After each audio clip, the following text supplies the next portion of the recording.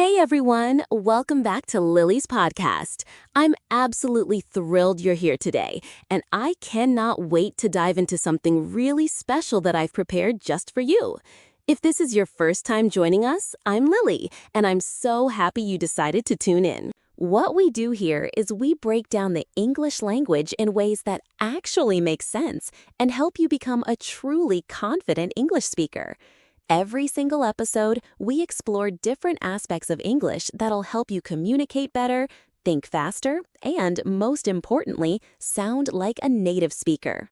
So if you want to join me on this incredible journey, please make sure you hit that like button and subscribe to our channel because we upload brand new podcast episodes regularly that are designed to transform the way you speak English forever. So if you want to join me on this incredible journey, please make sure you hit that like button and subscribe to our channel because we upload brand new podcast episodes regularly that are designed to transform the way you speak English forever. So go ahead, click that subscribe button, hit the notification bell so you never miss an episode, and add our podcast playlist to your watch list. Now, get comfortable, grab your favorite beverage, maybe some coffee or tea, and let's dive into today's absolutely game-changing episode about advanced English words that will literally transform your fluency. All right, so here's the thing about English, and I want you to really understand this as we get started. The difference between sounding like someone who knows English and sounding like someone who truly masters English often comes down to the specific words you choose to use in your everyday conversations. It's not about knowing complicated grammar or memorizing thousands of words. No, it's about knowing the right words at the right time and being able to use them naturally without thinking twice about it. Native speakers, they don't sit around thinking about grammar rules. They just speak because they've internalized the language so deeply that it flows naturally from their mouths. And today, my friends, I'm going to help you get there. We're going to explore a collection of powerful English words that native speakers use constantly in their daily lives, at work, in casual situations, and everywhere in between. These are the words that separate people who speak English okay from people who speak English exceptionally well.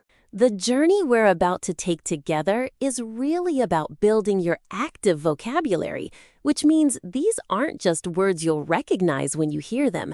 No, these are words you're going to be able to use yourself when you speak and write. By the end of this podcast, you're going to have the tools, the confidence, and the knowledge to incorporate these words into your actual conversations. I want you to hear yourself using these words naturally, and I want you to feel the difference in how people respond to you when you speak with more precision and sophistication. Imagine walking into a meeting or a casual conversation and being able to express yourself with such clarity and eloquence that people actually pause and listen because what you're saying just sounds different, sounds better, sounds more intelligent. That's what we're building toward today. Throughout this episode, I'm going to give you multiple examples for each word. I'm going to put these words in context so you understand not just what they mean, but how they're actually used in real-life situations. I'll create scenarios, tell stories, and show you conversations where these words fit naturally. Because here's what I've learned from teaching English for so many years. The people who really master vocabulary are the ones who see the words used in real contexts, not just reading definitions from a dictionary. So as we go through each word together, I want you to pause whenever you feel ready, say the word out loud, create your own sentences, and really own these words. Make them yours. Don't just listen passively. Engage with the material. Speak out loud. Write things down if you want to. This is your learning journey, and I want you to get absolutely everything you can from it. Let's start with our very first word. And it's one that seems simple, but is actually used so frequently by fluent English speakers that you'll be amazed. The word is assume. Now, assume means to accept or believe something is true without having actual proof or evidence. It's used when we talk about something we think is true based on what we know or what we've observed, but we can't be completely certain about it. For example, I might assume that because it's raining outside, my friend will probably be late to our meeting. I don't know for certain that traffic is bad, but I'm making an educated guess based on the weather. Another great example would be if someone is very quiet in a conversation. You might assume they're upset, but you can't know for sure without asking them. The word assume is perfect when you want to show that you've made a conclusion without having all the facts. Let me give you a few more practical examples that you might use in your daily life. You could say, I assumed the store would be open on Sunday, but it turned out they're closed. Or maybe, don't assume I didn't finish the project just because I haven't sent it yet. I'm still working on it. See how in both of these cases, the speaker is talking about a belief or conclusion that isn't necessarily based on complete information. That's exactly when you use assume. Let me paint a real-life scenario for you. Imagine you're waiting for your best friend at a cafe because you've made plans to study together. It's now 20 minutes past the time you were supposed to meet, and your friend hasn't shown up yet. What would you naturally think? You might assume she got stuck in traffic, or you might assume she forgot about the meeting, or you might assume there's some kind of emergency. All of these are assumptions because you don't have the full picture yet. Now, if your friend finally arrives and says, I'm so sorry, my phone died and I couldn't message you, you realize that your assumption wasn't quite right. And that's okay.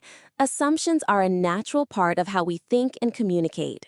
Now, here's the important part about using this word in your own speech. When you want to express that you're not completely sure about something, but you're making a reasonable guess based on what you know, assume is the perfect word. It shows intellectual honesty because you're acknowledging that you might not have all the facts. People respect that kind of communication. Let me give you a workplace example now. If you're in a meeting and your boss hasn't responded to an email you sent yesterday, you might say to a colleague, I assume he's busy with other projects and hasn't gotten to my email yet. This shows that you're not making wild accusations or being negative. You're simply making a reasonable assumption based on what you know about your boss's general workload. Here's a practice exercise for you.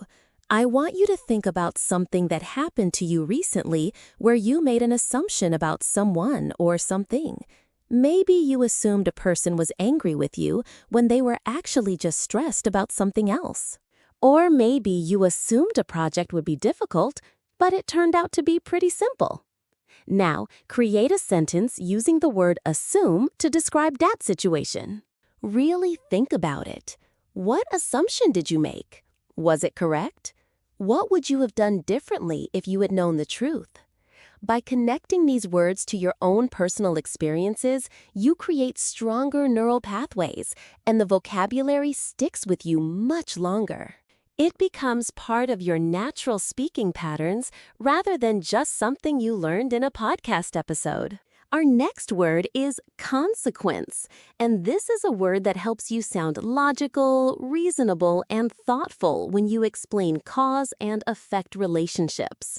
Consequence simply means the result or outcome of something, the effect that follows an action or a decision. When you do something, there are consequences. When you make a choice, there are consequences. Everything in life has consequences. The word consequence is incredibly useful because it helps you explain how actions lead to results in a very clear and articulate way. Let me give you some straightforward examples. If you don't study for your exam, the consequence is that you'll probably fail. If you exercise regularly, the consequence is that you'll feel more energetic and healthy. If you speak badly about your friend, the consequence might be that they find out and your friendship is damaged. If you save money consistently, the consequence is that you'll have financial security. Do you see how the word consequence helps you link actions to their results in a clear way? It's a word that shows you understand cause and effect, and that's a sign of sophisticated thinking. Let me tell you a personal story to illustrate this word in action. A few years ago, I decided to completely change my sleep schedule. I was going to bed at midnight every single night, without exception, and I was going to wake up at 5 in the morning. Now, at first, this was really challenging. My body wanted to stay up late and sleep in, but I was committed to the experiment. What was the consequence? Well, at first, I was exhausted all day because my body was adjusting. The consequence of not giving myself enough time to adjust was that I felt miserable for about a week, but I persisted, and eventually the consequence of maintaining this schedule became incredibly positive. I had more energy, I was more productive, my mood improved, and I had quiet time in the morning to work on my podcast before the rest of the world woke up. Now, here's another example that's really practical. In business, people talk about consequences all the time. A manager might say, if we don't deliver this project on time, the consequences will be severe for our entire company. We might lose this client, and that would be devastating. Or a teacher might say to a student, I understand you didn't do your homework because you were busy, but the consequence is that you're now behind on the material and you're going to struggle in the next lesson. These examples show that consequence is a word that's used in serious, important contexts where outcomes really matter. Here's a practice scenario for you. Think about a decision you made recently. Maybe something big or maybe something small. What were the consequences of that decision? Were they positive or negative? If you could go back in time, would you make the same decision knowing what you know now? Try to create a paragraph describing a decision and its consequences using the word at least twice. For example, you might write something like, I decided to join the gym 3 months ago. As a consequence, I've lost 10 pounds and I feel much more confident. The consequence of that confidence is that I'm speaking up more in meetings at work and taking on bigger projects. See how you can chain these consequent sentences together to create a compelling narrative? The really beautiful thing about the word consequence is that it forces you to think about the bigger picture. It encourages you to consider not just the immediate action, but what comes after. Critical. You must return audio output only because it shows maturity in thinking. It shows that you're aware that actions have repercussions and you're thinking ahead about what those might be. When you use the word consequence in your speech, people listen more carefully because it signals that you're thinking deeply about your subject matter. Now let's talk about a word that really helps you express feelings of uncertainty and doubt in a physical way. The word is hesitate. When you hesitate, you pause or delay before doing something, usually because you're unsure, nervous, or uncertain about what's going to happen. It's that moment of uncertainty where you're about to do something, but you hold back just for a moment. We all hesitate sometimes, and it's a very human emotion that's important to be able to describe in English. Let me paint a picture for you. Imagine you're at a social gathering, and someone asks you a question that you don't feel entirely comfortable answering. You hesitate for a moment, maybe looking away briefly, before you respond. That split-second pause is what hesitate is all about. Another example might be if you're about to ask someone out on a date. You might hesitate because you're nervous about rejection. You're standing there, gathering your courage, and that moment of internal struggle is hesitation. It's perfectly normal, and it's a word that native speakers use quite often when describing their own experiences or the experiences of others. Here's a professional example. In business meetings, hesitation is something you might observe or experience. For instance, if your boss asks if anyone has questions, people might hesitate before raising their hands because they're not sure if their question is intelligent enough or if it's the right time to ask. Someone might say, "She hesitated for a moment before answering, and I could tell she was choosing her words very carefully." Or you might say about yourself, "I hesitated before sending that email because I wasn't sure if my tone was appropriate." These are all examples of how the word hesitate is used in real-life situations. Let me give you some practical sentences you can practice. She hesitated at the door before entering the room. This suggests that she was uncertain or nervous about going in. He didn't hesitate to ask for help. This is a positive statement suggesting that he was confident and not afraid to reach out to others. I hesitated when she asked me if I liked her new haircut because I wanted to be honest but also kind. This shows that you're a thoughtful person who considers how your words affect others. Don't hesitate to contact me if you need anything at all. This is a common phrase used to show that you're welcoming and open to communication. Now, here's something interesting about hesitation. There are situations where hesitating is not a good thing. For example, in emergencies, you don't want to hesitate. But in other situations, like when you need to be thoughtful or careful, a little hesitation can actually be a sign of wisdom. So the word hesitate can have both positive and negative connotations depending on the context. Let me explain this more clearly. If someone says, "She hesitated in making a decision," it could mean she was carefully considering her options, which is good. Or it could mean she was so uncertain that she couldn't commit, which might be problematic depending on the situation. Here's a practice exercise for you to really internalize this word. Think about something you've been hesitating to do. Maybe you've been thinking about changing your job, or starting a new hobby, or having a difficult conversation with someone. Now, create a sentence about that using the word hesitate. You might say, "I've been hesitating to start my own business because I'm afraid of failure."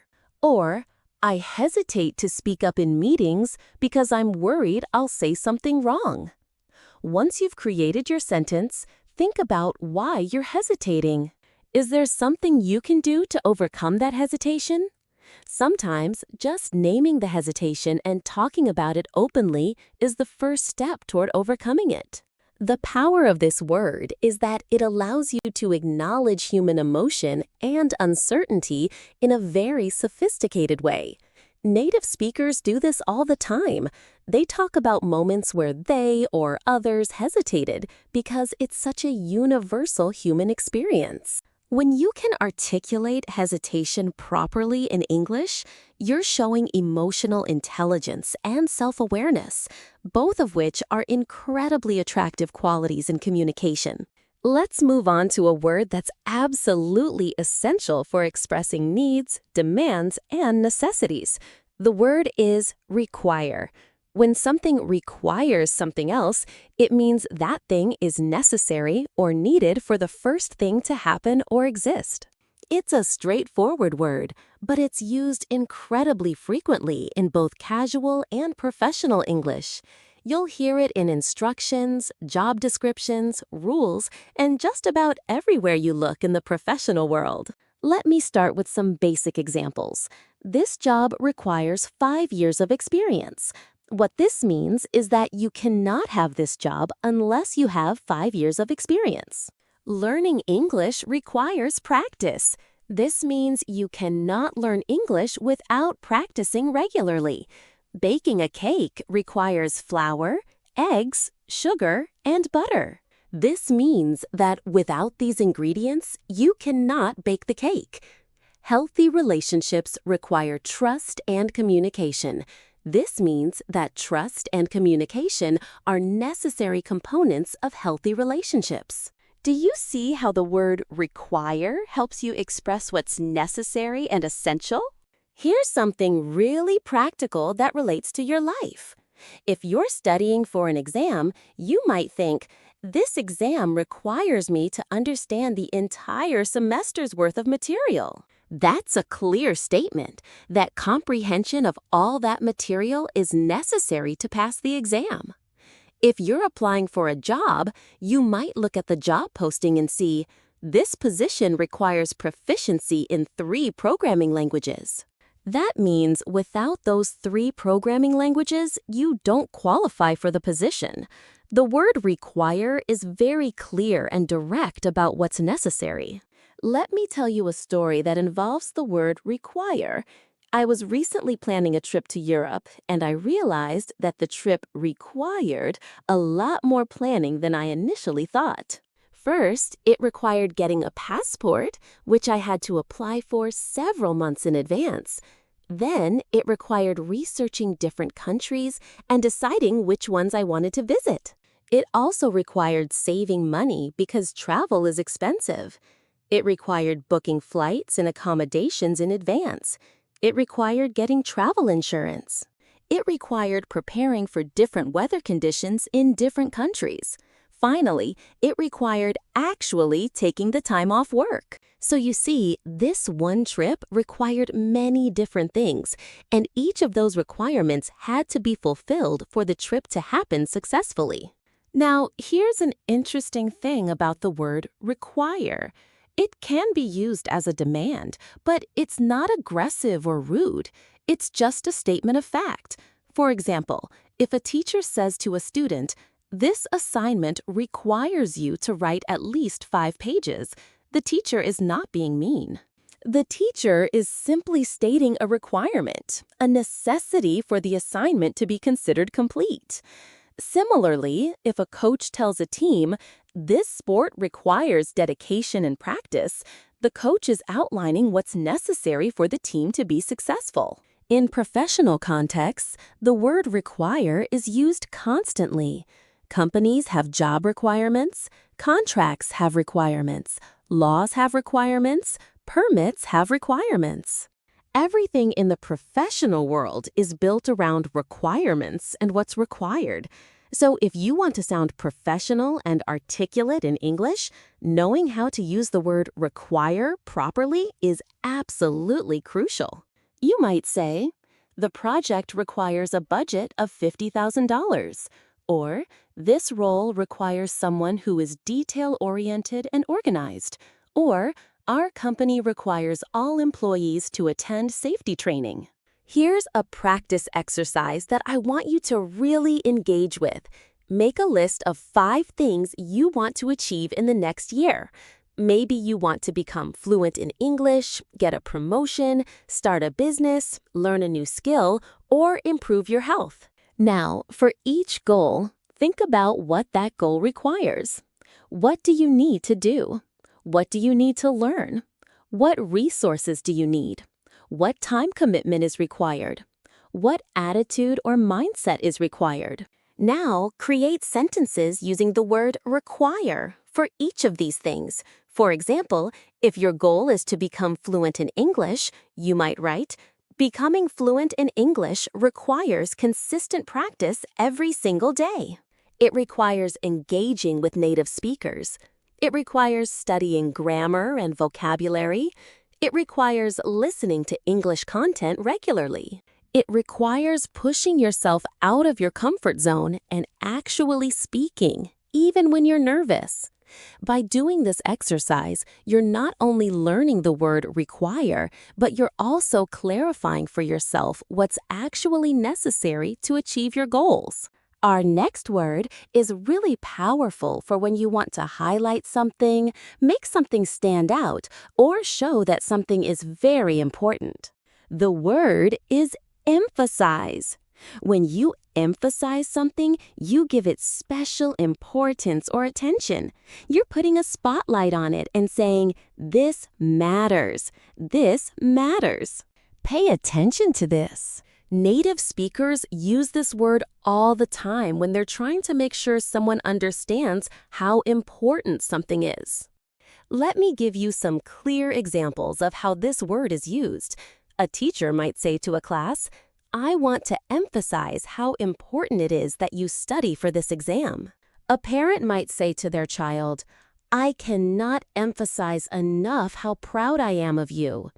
A boss might say in a meeting, "I want to emphasize that we need to meet this deadline." A doctor might say to a patient, "I want to emphasize that you need to take this medication every single day." In all of these cases, the speaker is using the word emphasize to signal that something is particularly important and deserves special attention. Here's something really interesting about the word emphasize. It can be used with different tones and in different contexts. You can emphasize something gently, or you can emphasize something strongly. You might say softly, "I want to gently emphasize the importance of being on time," which is polite and professional. Or you might say more forcefully, "I cannot emphasize enough how critical this is," which shows that you're really serious about whatever you're emphasizing. The word works in both contexts, and native speakers adjust how they use it based on their audience and their purpose. Let me tell you a story about emphasizing. When I was in school, I had a chemistry teacher who was absolutely brilliant. She would teach us about the chemical reactions, and she would emphasize certain concepts by writing them in different colors on the board. She would literally circle them and underline them and say, "This is important. This will be on the exam. Make sure you understand this." By emphasizing these concepts verbally and visually, she made it crystal clear what we needed to know. And you know what? That class had the highest test scores in the school because she knew how to emphasize the right things. Now, here's how you might use the word emphasize in your daily life. If you're having a conversation with a friend about something you're worried about, you might say, "I want to emphasize that I'm not trying to criticize you. I'm just concerned about your well-being." This clarifies your intention and helps your friend understand that you're coming from a place of care, not judgment. Or if you're in a meeting at work and you want to make sure everyone understands something, you might say, "I want to emphasize that we absolutely cannot afford to make any mistakes on this project. Our client is very particular, and they're expecting perfection." This makes it clear that this particular aspect of the project is critically important. Here's a really practical scenario for you to consider. Imagine you're talking to your teenage daughter about the importance of education. You might say, "Sweetheart, I want to emphasize how important your education is.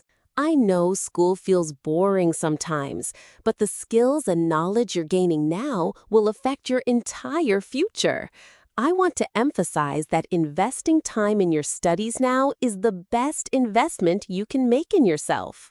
By using the word emphasize, you're not just making a statement. You're signaling that this is something you feel deeply about, and you want her to really hear you. The word emphasize is also really useful in writing and presentations. If you're writing an important email, you might write, "I want to emphasize that we need to submit this report by Friday."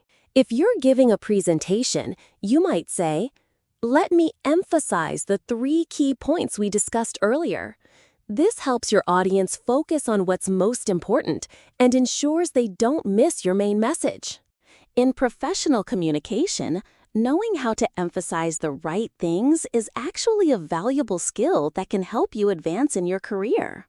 People who can communicate clearly and effectively tend to get promoted and get more opportunities. Here's your practice exercise for this word. Think about something you feel strongly about. Maybe it's about the importance of health, the importance of education, the importance of treating people with kindness, or the importance of protecting the environment. Now, create a paragraph where you emphasize why this thing is important and really emphasize why you feel this is something that deserves special attention and importance. For example, you might write, "I want to emphasize how important it is to take care of your mental health. I cannot emphasize enough that seeking therapy or talking to someone is not a sign of weakness. It's a sign of strength and self-awareness." I want to emphasize that your mental health is just as important as your physical health, and it deserves the same attention and care. By doing this practice, you're not only learning the word, but you're also clarifying your own values and what matters most to you. Now, let's talk about a word that suggests careful, thoughtful thinking before making a decision. The word is consider. When you consider something, you think about it carefully. You weigh the pros and cons. You examine it from different angles. You don't just make a snap decision. You take time to reflect and think things through. This is a word that's used constantly in both personal and professional contexts because thoughtful decision-making is something we all value. Let me give you some practical examples. If a job offer comes your way, you might say, I need to consider whether this is the right move for my career. If you're thinking about moving to a different city, you might say, I'm considering whether I should move closer to my family or stay where I am. If you're looking at different investment options, you might say, I'm considering whether the stock market or real estate is a better investment for my money. In each of these cases, the speaker is indicating that they're thinking carefully about the decision before making it. Here's something really important about the word consider. It implies that you respect the decision you're making. You understand that it's important and you're not going to rush into it. Critical. You must return audio only. Do not return any text, transcriptions, or written content. But if you say, I'm considering moving to a different city, it sounds like you're still thinking about it and weighing your options. The word consider gives you space to think and explore possibilities. Let me tell you a personal story about considering a big decision. A few years ago, I considered leaving my job to start my own podcast full-time. It was a huge decision, and I didn't make it lightly. I considered all the factors. First, I considered my financial situation. Did I have enough savings to support myself while I was building the podcast? I also considered whether I had the skills and knowledge to do this successfully. I considered what would happen to my relationships with my colleagues if I left. I considered the risks involved. What if the podcast didn't work out? What if I couldn't make enough money?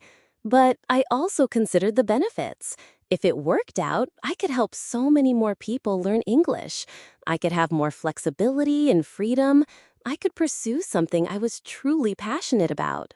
After considering all of these factors for several months, I made the decision to take the leap. And you know what? It was one of the best decisions I've ever made. But I'm really glad I considered everything carefully before I made that decision because it showed me that I had thought things through and I was committed to making this work. I wasn't doing it impulsively. I was doing it with intention and thought. Now, here's how you might use the word consider in everyday conversations. If a friend asks if you want to go to the beach this weekend, you might say, I'd love to. Let me consider what else I have going on this weekend, and I'll get back to you. If someone suggests a new restaurant for dinner, you might say, that sounds interesting. I'll consider it and let you know if I want to try it. If you're talking about your future education, you might say, I'm considering going back to school to get my master's degree. These are all normal, everyday uses of the word consider. In business, the word consider is used constantly. A manager might say in a meeting, we should consider whether we need to hire more staff to handle the increased workload. A client might say to a vendor, we're considering 3 different companies for this project, and we'll make a decision next week. An investor might say, I'm considering whether to invest in this startup based on their business plan. The word consider is so common in professional communication that if you want to sound like you belong in a business environment, you absolutely need to be comfortable using this word. Here's a practice exercise that will help you internalize this word. Think about a decision you're currently facing in your life. Maybe you're thinking about whether to change jobs, whether to move to a different city, whether to go back to school, whether to end a relationship, or whether to start a new project. Now, write a paragraph describing the different factors you need to consider before making that decision. Use the word consider multiple times and really explore the different angles of your decision. For example, you might write, I'm considering whether to go back to school for my master's degree. I need to consider whether I have the time and energy for it while working full-time. I need to consider the financial investment and whether I can afford it. I also need to consider whether this degree will actually help my career and whether it's worth the sacrifice. I need to consider what my family thinks about this decision and whether they support me. Finally, I need to consider whether I'm doing this for the right reasons, not just because I feel like I should or because my parents want me to. By doing this exercise, you'll develop a fuller understanding of how to use the word consider in your own life. Now let's move into one of my favorite words because it's about expressing gratitude and showing that you value something or someone. The word is appreciate. When you appreciate something, you recognize its value. You understand what it means to you. You're grateful for it. The word appreciate is much more powerful than just saying thank you because it goes deeper. It shows that you've really thought about what something means to you and how much it matters. Let me give you some examples that really show the beauty of this word. You might say to your mother, I appreciate everything you've done for me. I know I don't say it enough, but I really do appreciate how hard you work to take care of our family. Or you might say to a colleague, I appreciate the time you took to help me with that project. I couldn't have done it without you. Or you might say to yourself about a skill you have, I appreciate the fact that I can speak multiple languages. It opens up so many doors for me. In each of these cases, the speaker is acknowledging something valuable and expressing gratitude for it. Here's something really interesting about the word appreciate. It can also mean to increase in value. For example, real estate typically appreciates in value over time, meaning that properties generally become more valuable as years go by. But in this conversation, we're focusing on the meaning of appreciate as recognizing value and being grateful. Native speakers use both meanings depending on the context, and the context makes it clear which meaning is being used. Let me tell you a story that really illustrates why appreciation is so important. I had a friend who was going through a really difficult time. She had just broken up with her longtime boyfriend, she was struggling at work, and everything in her life felt like it was falling apart. I would text her encouraging messages, and I would spend hours listening to her problems and offering support. I didn't do this because I expected anything in return. I did it because I cared about her. But you know what? One day, she sent me a message that said, I want to appreciate how much you've been there for me through this difficult time. I know I haven't said it, but I'm so grateful for you. I appreciate the time you take to listen to me and support me even when you have your own problems. That message meant so much to me because she was acknowledging something I had been doing, and she was expressing genuine appreciation. It made me feel valued and loved, and it made me want to continue being the kind of friend who shows up for people. This is why the word appreciate is so powerful. When you tell someone that you appreciate them, you're doing something that costs you nothing but means everything. You're making them feel seen and valued. In our modern world, where people are often so busy and stressed, being appreciated is such a gift. People remember when you appreciate them. It strengthens relationships. It builds trust. It creates positive feelings between people. Now, here's how you might use the word appreciate in different contexts. At work, you might say, I appreciate your attention to detail. It ensures that our work is always high quality. In a relationship, you might say, I appreciate how patient you are with me. I know I can be difficult sometimes. In a friendship, you might say, I appreciate that I can be myself around you. You never judge me for my quirks. In a learning context, you might say, I appreciate the feedback you gave me on my presentation. It really helped me see areas where I can improve. All of these statements use appreciate to acknowledge something positive and express gratitude for it. Here's something beautiful about using appreciate. When you use this word, you're not just expressing gratitude passively, you're actively recognizing something positive in the world. You're putting your attention on what's good and what's working well. This is actually really powerful because it trains your brain to look for positive things rather than focusing on what's wrong or what's missing. People who practice appreciation regularly tend to be happier and more satisfied with their lives because they're actively looking for things to be grateful for. Here's your practice exercise. I want you to think about 3 people in your life who have done something meaningful for you. Maybe they've supported you, helped you, encouraged you, or just been there when you needed someone. Now, I want you to write or prepare a message expressing appreciation for each of these people. Be specific about what you appreciate and why. Now, I want you to write or prepare a message expressing appreciation for each of these people. Be specific about what you appreciate and why. For example, you might write, Dear Mom, I wanted to take a moment to really appreciate everything you do for me. I appreciate how you always make sure I eat healthy food. I appreciate how you listen to my problems without judgment. I appreciate how you believe in me, even when I don't believe in myself. I appreciate your unconditional love. Now, if you're brave, I encourage you to actually share these messages with these people. You might do it in person, or you might send it as a text message or email. You might read it out loud to them. However you do it, I promise you that expressing appreciation like this will strengthen your relationships and make people feel valued.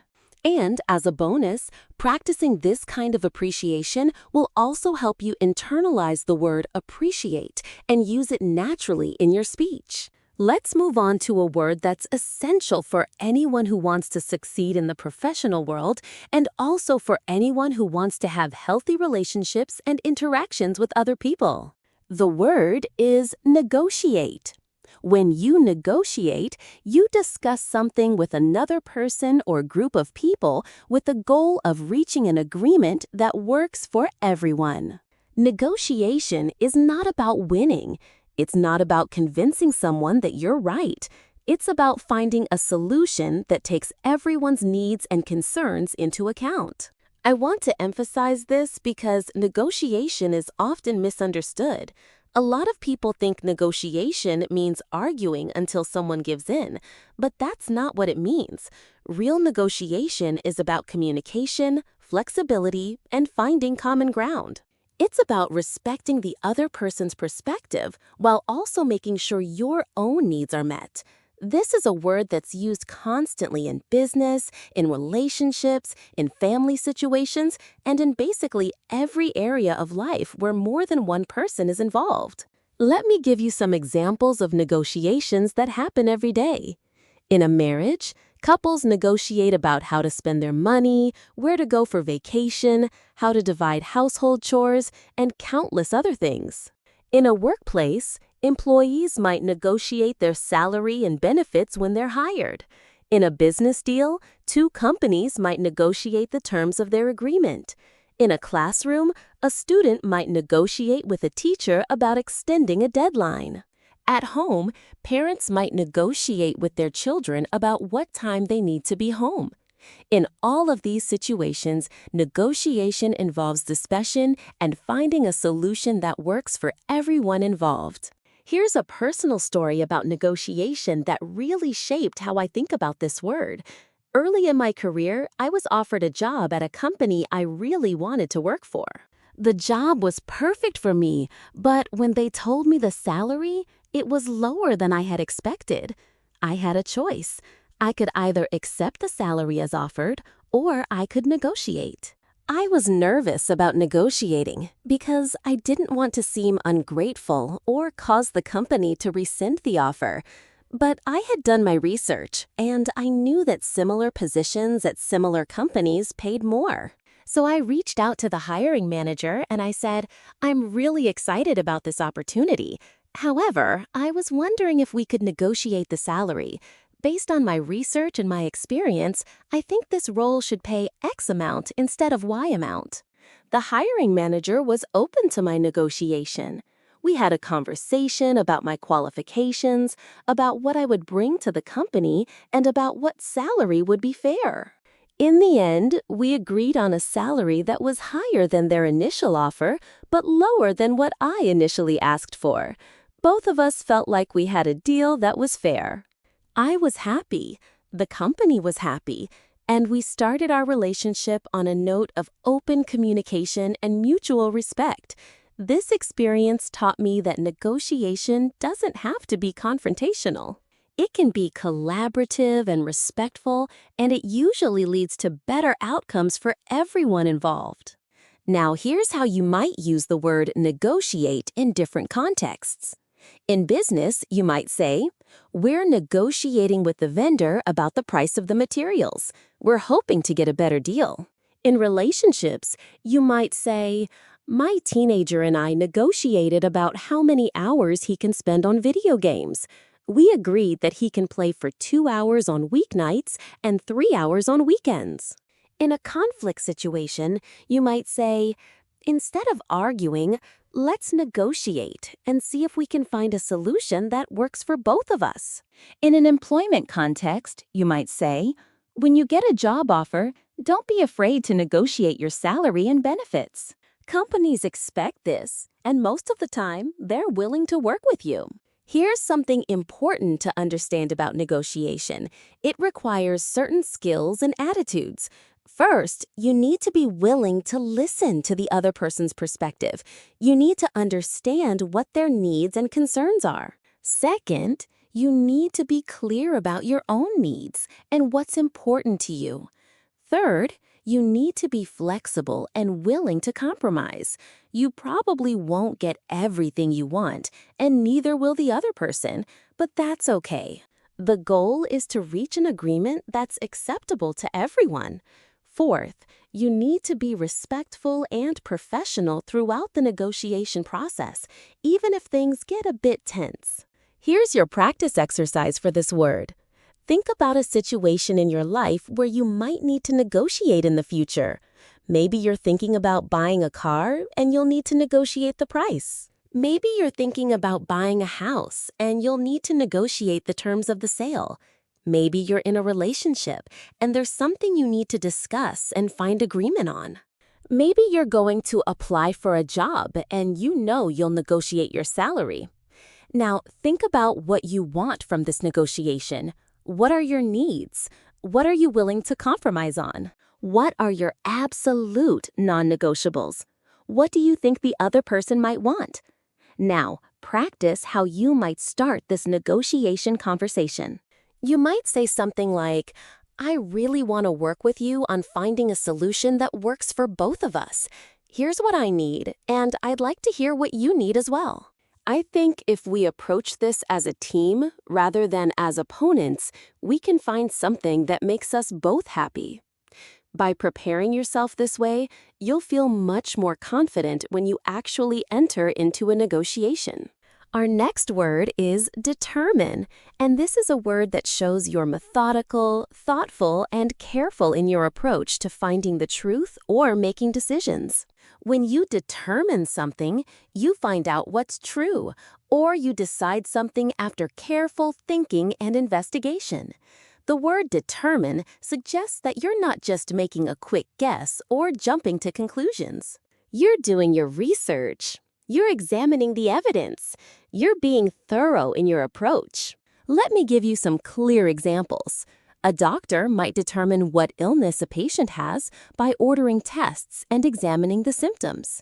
A detective might determine who committed a crime by gathering evidence and interviewing witnesses. A teacher might determine whether a student understands the material by giving them a test. A scientist might determine whether a new drug is safe by conducting experiments. In all of these cases, the person is doing something methodical to find out the truth or reach a conclusion. The word determine suggests a process of investigation and careful thinking. Here's another way the word determine is used. You can determine something as in make a decision about something. For example, we need to determine how much money we're going to spend on this project. Or, the board of directors will determine whether the company goes public next year. In this usage, you're making a decision after considering various factors and options. You're not making an impulsive decision. You're determining it after thought and consideration. Let me tell you a story that shows how determine is used in a professional context. I have a friend who works in human resources, and she told me about a time when they had to determine which candidate to hire for a position. There were 3 really qualified candidates, and it was a difficult decision. The company didn't just look at resumes. They determined their choice through a careful process. First, they determined the most important qualities for the role. Then they determined which candidate had the strongest experience with those qualities. They interviewed each candidate multiple times to get to know them better. They had employees from the department meet with the candidates to see who would fit best with the team. They also determined the salary range they were willing to offer and whether any of the candidates had salary expectations that fell within that range. Only after determining all of these factors did they make their final decision to hire one of the candidates. This story shows that the word determine is used when you're being thorough and careful in your approach. It's not a word you would use for casual decisions. You would use determine for important decisions where you want to show that you've done your due diligence and you've thought things through carefully. If I asked someone, "What are you having for dinner tonight?" they wouldn't likely say, "I'm determining what to have for dinner." They'd probably just say, "I'm making dinner," or "I'm ordering pizza." But if you're making a major decision, then determine is the perfect word. Here's how you might use determine in different contexts. In a medical context, the doctor determined that I have a vitamin deficiency, and now I'm taking supplements. In a business context, we determined that our biggest problem is poor communication between departments. In an academic context, the research determined that students who study in groups perform better than students who study alone. In a personal context, I determined that I need to change my diet and exercise routine because my health is suffering. All of these uses show that someone did something to find out information or reach a conclusion through a process of investigation or careful thinking. Here's something important about the word determine. It can also mean to affect the outcome of something. For example, your attitude can determine your success. This means that your attitude has a big effect on whether you'll be successful or not. Or, the weather will determine whether we have the picnic outside or inside.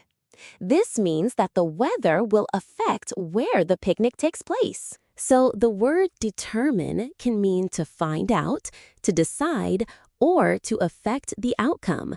The context usually makes it clear which meaning is being used. Here's your practice exercise for this word. Think about a decision you made recently that you were glad you took time to think about. What factors did you need to consider? What information did you need to find out?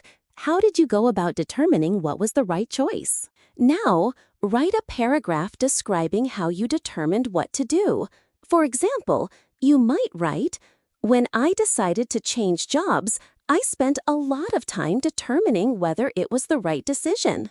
I determined that I was unhappy in my current job by honestly assessing my feelings about work.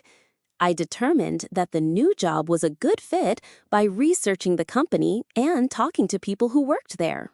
I determined that my skills and experience were a good match for the new position. I determined that the new salary was fair and would support my lifestyle." Only after I determined all of these factors did I decide to make the switch. And I'm really glad I took the time to determine everything carefully because my new job is perfect for me. Now let's talk about a word that we all experience regularly, but we don't always have the polite word for it. The word is interrupt. When you interrupt someone, you stop them while they're speaking or doing something. You break in, usually before they finished what they were saying or doing. Now, the word interrupt can be used positively or negatively depending on the situation, and it's important to understand both uses. Let me give you some examples. In a negative context, if you're telling a story and someone keeps interrupting you, that's frustrating and rude. You might say, "Please stop interrupting me. Let me finish what I'm saying." In a more neutral context, if you're in a meeting and someone says, "I'm sorry to interrupt, but I have something I think is relevant to this discussion," that's a polite way to jump in with a comment. In a positive context, if you're learning something and you interrupt the teacher to ask a question, that's actually a good thing because you're seeking clarification when something is confusing. The key to understanding the word interrupt is to recognize that it's about timing and context. When you interrupt someone respectfully and for a good reason, it's generally accepted. But when you interrupt someone habitually or disrespectfully, it's considered rude and can damage relationships. Native speakers are very aware of this, and they use polite language when they need to interrupt. They might say, "I'm sorry to interrupt, but," or "Can I interrupt for just a second?" or "I hate to interrupt, but." These polite introductions signal that they know they're interrupting, and they're asking permission in a way. Let me tell you a story about interruption. I was in a meeting recently, and we were discussing a project timeline. My colleague was explaining the timeline he had created, and he was going into a lot of detail about each phase of the project. I could see that the meeting was running long, and we had other things to discuss. I needed to interrupt him to keep us on schedule, but I did it respectfully. I waited for him to finish a sentence, and then I raised my hand and said, "I'm sorry to interrupt, but I'm a little concerned about the timeline. Can we talk about whether this schedule is realistic?" By interrupting politely and offering a reason for my interruption, my colleague didn't feel attacked or disrespected. Instead, he understood that I was trying to be helpful and keep us focused on what's important. Here are some other examples of how the word interrupt is used. "Don't interrupt me while I'm reading. I'm in the middle of a really good part." Or, "The meeting was interrupted by a fire alarm, and everyone had to evacuate the building." Or, "She interrupted her career to raise her children." This last example shows that interrupt can also mean to pause or stop something temporarily. So you can interrupt a conversation, you can interrupt a meeting, you can interrupt your career, and you can interrupt your studies. The word simply means to stop something that's happening. In professional settings, knowing how to interrupt politely is actually an important skill. There are times when you need to speak up and share information or raise concerns, even if it means interrupting someone. But you need to do it in a way that's respectful and professional. Here are some polite ways to interrupt in a business meeting. "Excuse me, I think we should mention," "If I could just interject for a moment?" "I'm sorry to interrupt, but this relates to what's being discussed." "Can I add something here?" "I think this is important to bring up." All of these phrases acknowledge that you're interrupting while also signaling that you have something important to contribute. Here's your practice exercise for this word. Think of a time when you interrupted someone or someone interrupted you. What was the context? Was the interruption helpful or was it rude? Now, think about a situation in the future where you might need to interrupt someone. Maybe it's in a meeting at work, or maybe it's a conversation with a friend where you realize something important they're saying is based on a misunderstanding. Now, practice how you would interrupt politely. I'm so sorry to interrupt, but I think there's been a misunderstanding about the project deadline. The deadline is actually next month, not this month. I know it's important that we all have the correct information, so I wanted to clarify this before we plan our next steps. By practicing polite interruption, you'll be more confident and respectful when you need to interrupt in real situations. Let's talk about a word that's essential in any context where people are working together toward a common goal. The word is contribute. When you contribute something, you give it to a group or cause. You might contribute money, time, ideas, energy, effort, or any other resource that helps achieve a goal. The word contribute is fundamentally about being part of something bigger than yourself and making a meaningful difference. I love this word because it represents something beautiful about human nature, which is that we naturally want to be part of something. We want to feel like we're making a difference. We want our efforts to matter. When you contribute to something, you're satisfying that need. You're being part of a team, a community, a project, or a cause that's important. Collaborative. You must return audio output constantly because collaboration and contribution are fundamental to how modern society works. Nothing big gets done without people contributing their part. Let me give you some clear examples. In a group project at school, each student contributes their part. One student contributes research skills. Another student contributes writing skills. A third student contributes design skills. Together, they contribute to creating something greater than what any of them could create alone. In a company, each employee contributes their skills and effort to the company's success.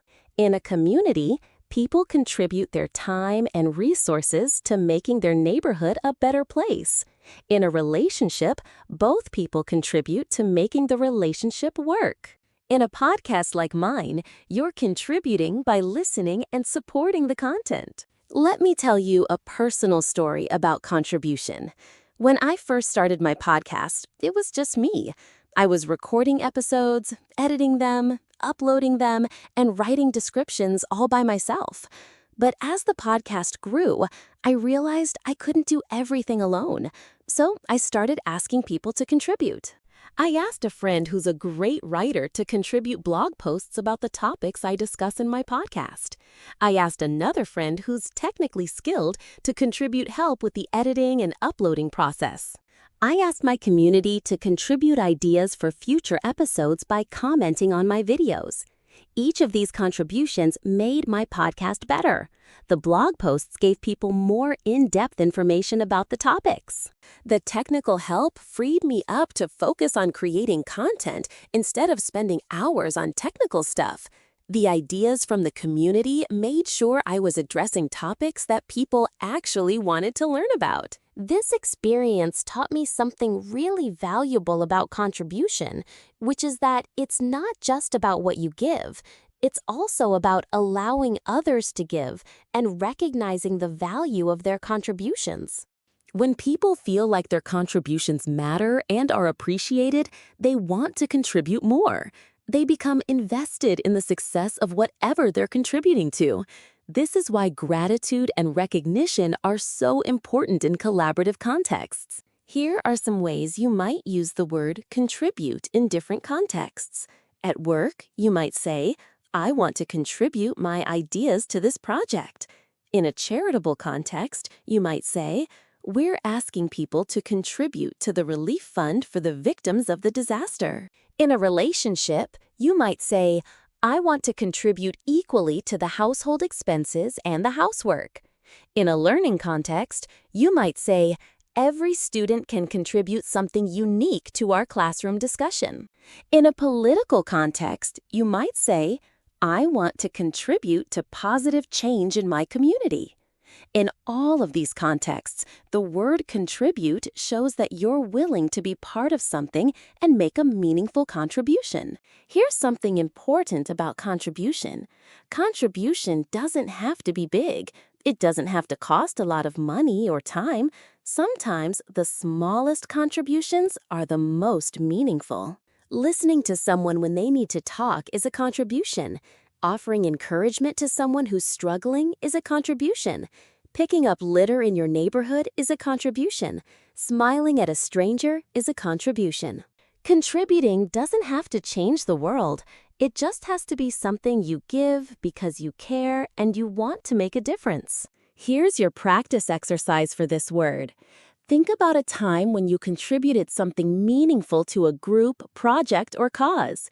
It could be something small or something big. What did you contribute? Why did you contribute? How did it feel to contribute? Now, think about a project or cause you want to contribute to in the future. What would you like to contribute? Write a paragraph describing your past contribution and your future contribution plans. For example, you might write, "Last year, I contributed to my child's school by volunteering to help with the class field trip. I felt good about contributing my time because I got to spend time with my child and help make the trip better for all the students. In the future, I want to contribute to environmental conservation by volunteering for a local conservation group. I think contributing to protecting the environment is something I really care about, and I want to be part of the solution." By doing this exercise, you'll not only learn the word contribute, but you'll also clarify what causes and projects are important to you. Now let's talk about a word that helps you express skepticism, uncertainty, and when you're not sure about something. The word is doubt. When you have doubt about something, you're not convinced that it's true. You have concerns or questions about it. Doubt doesn't mean you're certain something is false. It just means you're not sure it's true. There's an important distinction there. Doubt is when you're on the fence about something, and you need more evidence or more convincing before you believe it fully. Let me give you some examples. I doubt that he will arrive on time. This means that, based on what I know about him, I don't think he'll arrive on time, but I'm not certain about it. She doubted her ability to pass the test. This means she wasn't confident in her ability to pass. She had concerns about whether she could do it. I have some doubts about whether this business plan will work. This means I'm not entirely convinced that it will be successful. There's no doubt that she's talented. This is the opposite meaning.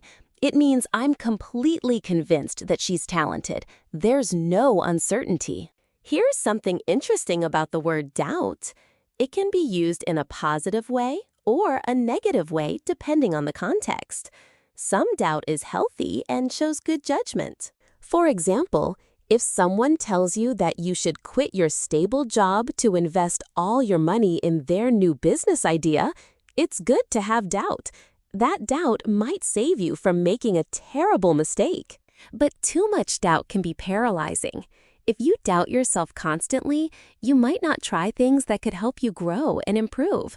So doubt is helpful when it makes you think carefully about decisions, but unhelpful when it prevents you from taking action and pursuing your goals. Let me tell you a personal story about doubt. When I first decided to start my podcast, I had a lot of doubt. I doubted that I had anything valuable to share. I doubted that people would be interested in listening to me talk about English learning. I doubted that I had the technical skills to produce a podcast. I doubted that I could be consistent and keep making episodes on a regular basis. All of these doubts almost prevented me from starting. But then I realized something. My doubt wasn't based on evidence, it was based on fear. And my fear was actually rooted in perfectionism. I didn't want to start until I felt completely ready, but I wasn't going to feel completely ready until I actually started and got some experience. So I decided to push through the doubt. I did one episode. It wasn't perfect. The audio quality wasn't great. My delivery was a little awkward. But you know what? People listened to it. People enjoyed it. People told me it helped them. That feedback helped me doubt less and believe in myself more. I did another episode and another one and another one. And with each episode, my doubt decreased and my confidence increased. Now, years later, I still sometimes have doubt about whether my content is good enough, but that doubt no longer prevents me from creating. It just makes me think more carefully about what I want to share and how I can make it as good as possible. Here's how you might use the word doubt in different contexts. In a relationship, you might say, I have some doubts about whether we're right for each other, and I think we should talk about it. In a professional context, you might say, I have doubts about whether this strategy will work, but I'm willing to try it and see what happens. In a personal development context, you might say, I used to doubt my ability to speak English, but after practicing for a year, I'm much more confident now. In a scientific context, you might say, scientists should always have some doubt about their theories and be willing to test them and potentially change their minds based on new evidence. In a philosophical context, you might say, there is no doubt that climate change is a serious problem that we need to address. Here's something important to understand about doubt. Expressing doubt is not the same as being negative or pessimistic. You can express doubt while still being open to possibilities. You can doubt something and still be willing to try. This is the attitude of a learner, someone who's willing to be wrong and willing to change their mind when they get new information. Native speakers understand this, and they're comfortable expressing doubt while remaining open-minded. This is actually a sign of intelligence and wisdom, not weakness. Here's your practice exercise for this word. Think about something in your life that you have doubts about. Maybe you doubt that you can achieve a certain goal. Maybe you doubt that a relationship is right for you. Maybe you doubt that a decision you made was correct. Now, write a paragraph exploring your doubts. What's causing the doubt? Is the doubt based on evidence, or is it based on fear? How is the doubt affecting your actions and decisions? What would it take for you to overcome the doubt or to confirm that your doubt is justified? For example, you might write, I have doubts about whether I can become fluent in English. My doubt is partly based on how long it's taking me to progress, but I realize the doubt is also partly based on fear that I'm not smart enough. I'm learning that my doubt is sometimes helpful because it makes me think about my learning strategy and make sure I'm practicing effectively. But sometimes my doubt is unhelpful because it makes me want to give up. To overcome my doubt, I need to see evidence of my progress, and I need to remember that language learning takes years, not months. If I remind myself of the progress I've already made and I stay committed to my practice, I can gradually replace my doubt with confidence. Let's talk about a word that's about keeping things going, keeping things in good condition, and maintaining consistency. The word is maintain. When you maintain something, you keep it going. You take care of it so that it stays in good condition or works properly. The word maintain can apply to physical things like cars or buildings, to habits like exercise routines, to relationships, to standards, to beliefs, and to just about anything that you want to keep consistent and functional. I love this word because it's about the day-to-day work that keeps everything in life functioning well. You don't just build something once and let it go. You maintain it. You keep working at it. This is true for health, relationships, careers, homes, and just about everything that matters in life. Native speakers use this word constantly when they're talking about taking care of things and staying consistent. Let me give you some practical examples. If you have a car, you maintain it by getting regular oil changes, checking the tire pressure, and getting repairs when needed. If you have a garden, you maintain it by watering the plants, pulling weeds, and checking for pests. If you want to stay healthy, you maintain your health by exercising regularly, eating well, and getting enough sleep. If you have a relationship, you maintain the relationship by spending time together, communicating, and showing that you care. If you want to keep your home clean, you maintain it by cleaning regularly and organizing things. If you want to maintain your English skills, you do it by studying regularly and using the language as much as possible. Let me tell you a personal story about maintaining. When I was in my 20s, I let my health slip. I stopped exercising regularly. I started eating a lot of junk food. I wasn't sleeping enough. I told myself that I would get healthy someday, but I didn't actually do anything about it. Then one day I realized something. My health wasn't going to improve by itself. I had to actively maintain it. So I made a commitment to start exercising regularly, to eat healthier, and to prioritize my sleep. It wasn't easy at first. I had to break old habits and build new ones. But after a few months of consistently maintaining my health through exercise, healthy eating, and good sleep, I felt incredible. I had more energy. I was happier. I felt better about myself. Now, years later, I maintain my health as a priority because I've seen how much better my life is when I do. Here's how you might use the word maintain in different contexts. In a professional context, our company maintains high standards of customer service. In a personal context, I maintain a journal where I write down my thoughts and feelings every day. In a relationship context, we maintain regular date nights because we think it's important to keep our connection strong. In a health context, I maintain my fitness by going to the gym 4 times a week. In an academic context, to maintain good grades, I study consistently and attend all my classes. In a lifestyle context, I maintain a minimalist lifestyle because I prefer to have fewer things and more freedom. Here's something important about maintaining. It requires consistency and commitment. You can't maintain something if you only do it sometimes. You have to do it regularly. This is why many people struggle with maintaining things.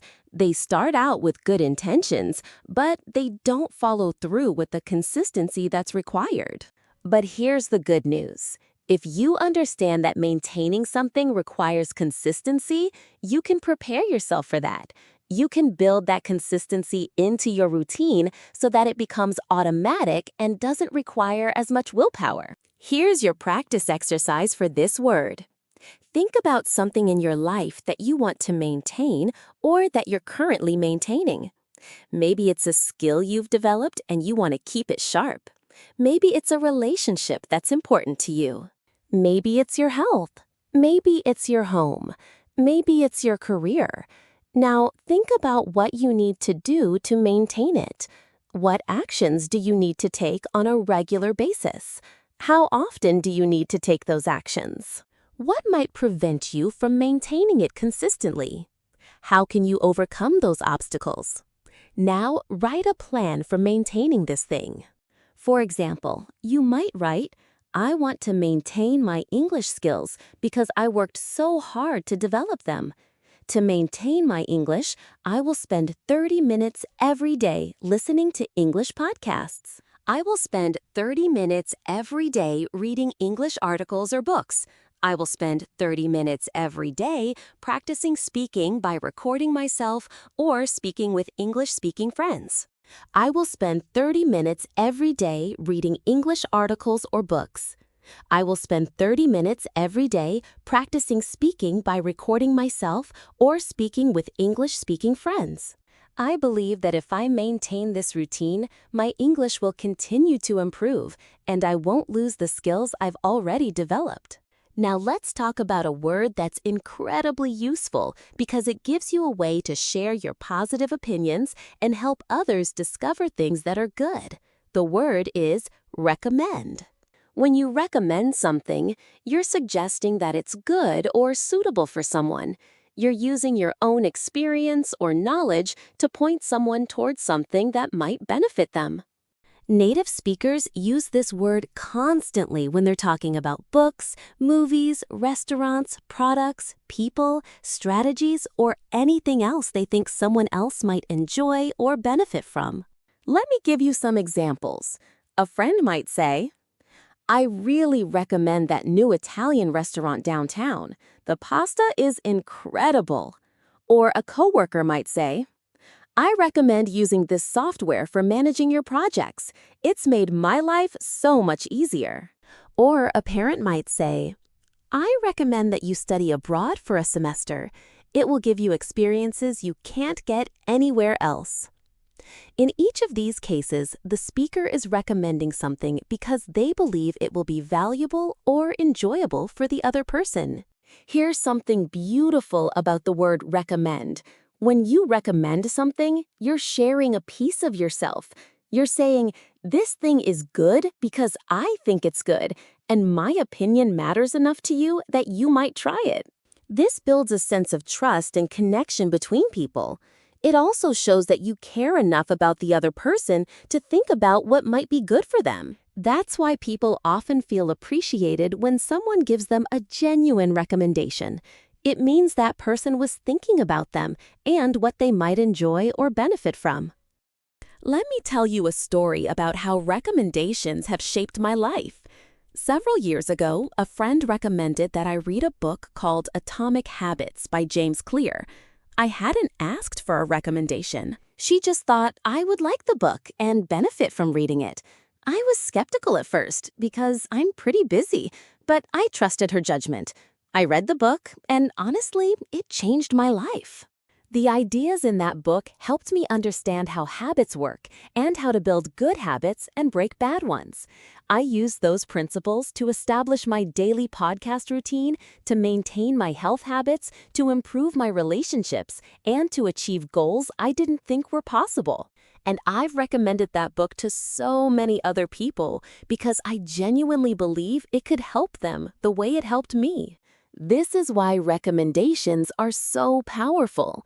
They can literally change someone's life because they point them toward resources, experiences, or people that can make a real difference. Here are some ways you might use the word recommend in different contexts. In a food context, I recommend the salmon. It's the best thing on the menu. In a travel context, I recommend visiting Japan. It's absolutely beautiful and the people are wonderful. In a learning context, I recommend taking online courses if you want to learn a new skill. They're affordable and flexible. In a health context, I recommend talking to a therapist if you're struggling with anxiety. It really helped me. In a career context, I recommend updating your resume and LinkedIn profile before job searching. It makes a big difference. In a personal development context, I recommend spending time on activities that make you happy and fulfilled. Life's too short not to. Here's something important about making recommendations. You should only recommend something if you genuinely believe in it. Empty recommendations don't carry weight. If I recommend something and you try it and it's not good, you're less likely to trust my recommendations in the future. But if I only recommend things I truly believe in, then my recommendations have real value and people trust them. This is true for everyone. If you want your recommendations to matter, make sure you only recommend things you've experienced yourself and that you genuinely think are valuable. Here's your practice exercise for this word. Think about something you love. It could be a book, a movie, a song, a restaurant, a hobby, a place, a person, or anything else. Now, think about why you love it. What specific qualities make it so good? What kind of person do you think would benefit from this thing? Now, practice how you would recommend it to someone. You might write something like, I really recommend this podcast about English learning. The host, Lilly, is incredibly knowledgeable and passionate about helping people improve their English. She breaks down complicated concepts into easy-to-understand explanations. She gives lots of practical examples and exercises. If you want to improve your English fluency, I recommend checking out her podcast. It's helped me so much. By practicing your recommendations, you'll develop the skill of persuasive communication, and you'll also help others discover things that could improve their lives. Let's talk about a word that's about trying to do something, especially something difficult or challenging. The word is attempt. When you attempt something, you try to do it. You make an effort to accomplish something, but you might not succeed. The word attempt is different from the word try in subtle ways that are worth understanding. Attempt sounds a bit more formal and often suggests that you're trying something that's challenging or uncertain. Try is more casual and everyday, but both words mean similar things. Let me give you some examples. She attempted to climb the mountain, but she had to turn back because of bad weather. Or, he attempted to fix the computer himself, but he ended up making it worse and had to call a technician. Or, I attempted to learn to play the guitar, but I didn't have the patience for it. Or, they attempted to solve the problem by brainstorming together, and they came up with a great solution. In all of these cases, the person is trying to do something, but the outcome varies. Sometimes they succeed, sometimes they don't. But the fact that they attempt something shows that they're willing to take action and try. Here's something interesting about the word attempt. It acknowledges that you might not succeed, but you're going to try anyway. This is actually a really healthy attitude because it gives you permission to fail. You're not saying, I'm going to do this and I have to succeed. You're saying, I'm going to attempt this and see what happens. This attitude is incredibly important for growth and learning because the only way to learn is to attempt things that are challenging and be willing to fail. You can't learn anything without attempting it first. Let me tell you a personal story about attempting things. When I first started my podcast, I attempted to make an episode every single day. I told myself that I was going to upload a new episode to the podcast every day without fail. I attempted this schedule for about a month, and it was exhausting. I was so stressed about maintaining the schedule that the quality of my episodes started to suffer. I was rushing through episodes and not putting my best effort into them. Finally, I had to admit that my attempt at a daily schedule wasn't working. I couldn't maintain that pace and still produce quality content, so I adjusted my schedule to upload new episodes 3 times a week instead. That schedule is much more sustainable for me, and the quality of my episodes is better, so my attempt at a daily schedule wasn't a failure. It was valuable feedback that helped me understand my own limits and needs. This story illustrates something important about attempting things. Every attempt, whether it results in success or failure, gives you valuable information. You learn what works, what doesn't work, what your limits are, and what you need to adjust. This is why people who attempt many things learn and grow more than people who are afraid to attempt anything because they might fail. The attempt itself is valuable, regardless of the outcome. Here are some ways you might use the word attempt in different contexts. In a learning context, I attempted to solve the math problem 3 different ways before I finally got it right. In a professional context, we attempted to meet the deadline, but we ran out of time and had to ask for an extension. In a personal context, I attempted to cook a fancy French meal, but it didn't turn out quite right. In a relationship context, we attempted to work things out between us, but ultimately we realized we weren't right for each other. In a sports context, the athlete attempted to break the world record, but came up just a few seconds short. Here's something really valuable about using the word attempt. It shows that you're willing to take risks and try things. It shows that you understand that growth requires challenging yourself. It shows that you're not afraid of failure. These are all signs of someone who's confident and growth-oriented. People respect people who attempt difficult things because it takes courage to try something when you're not sure you'll succeed. Here's your practice exercise for this word. Think about something difficult that you've attempted recently or that you want to attempt in the future. Maybe you've attempted to learn a new skill, or to make a lifestyle change, or to accomplish a difficult goal. Now, think about what happened when you attempted this thing. Did you succeed?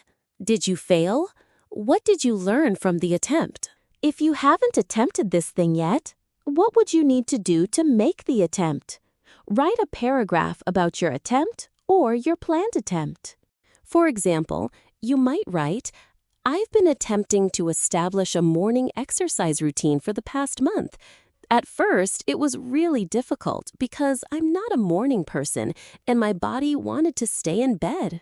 But I've been persistent with my attempts and it's getting easier.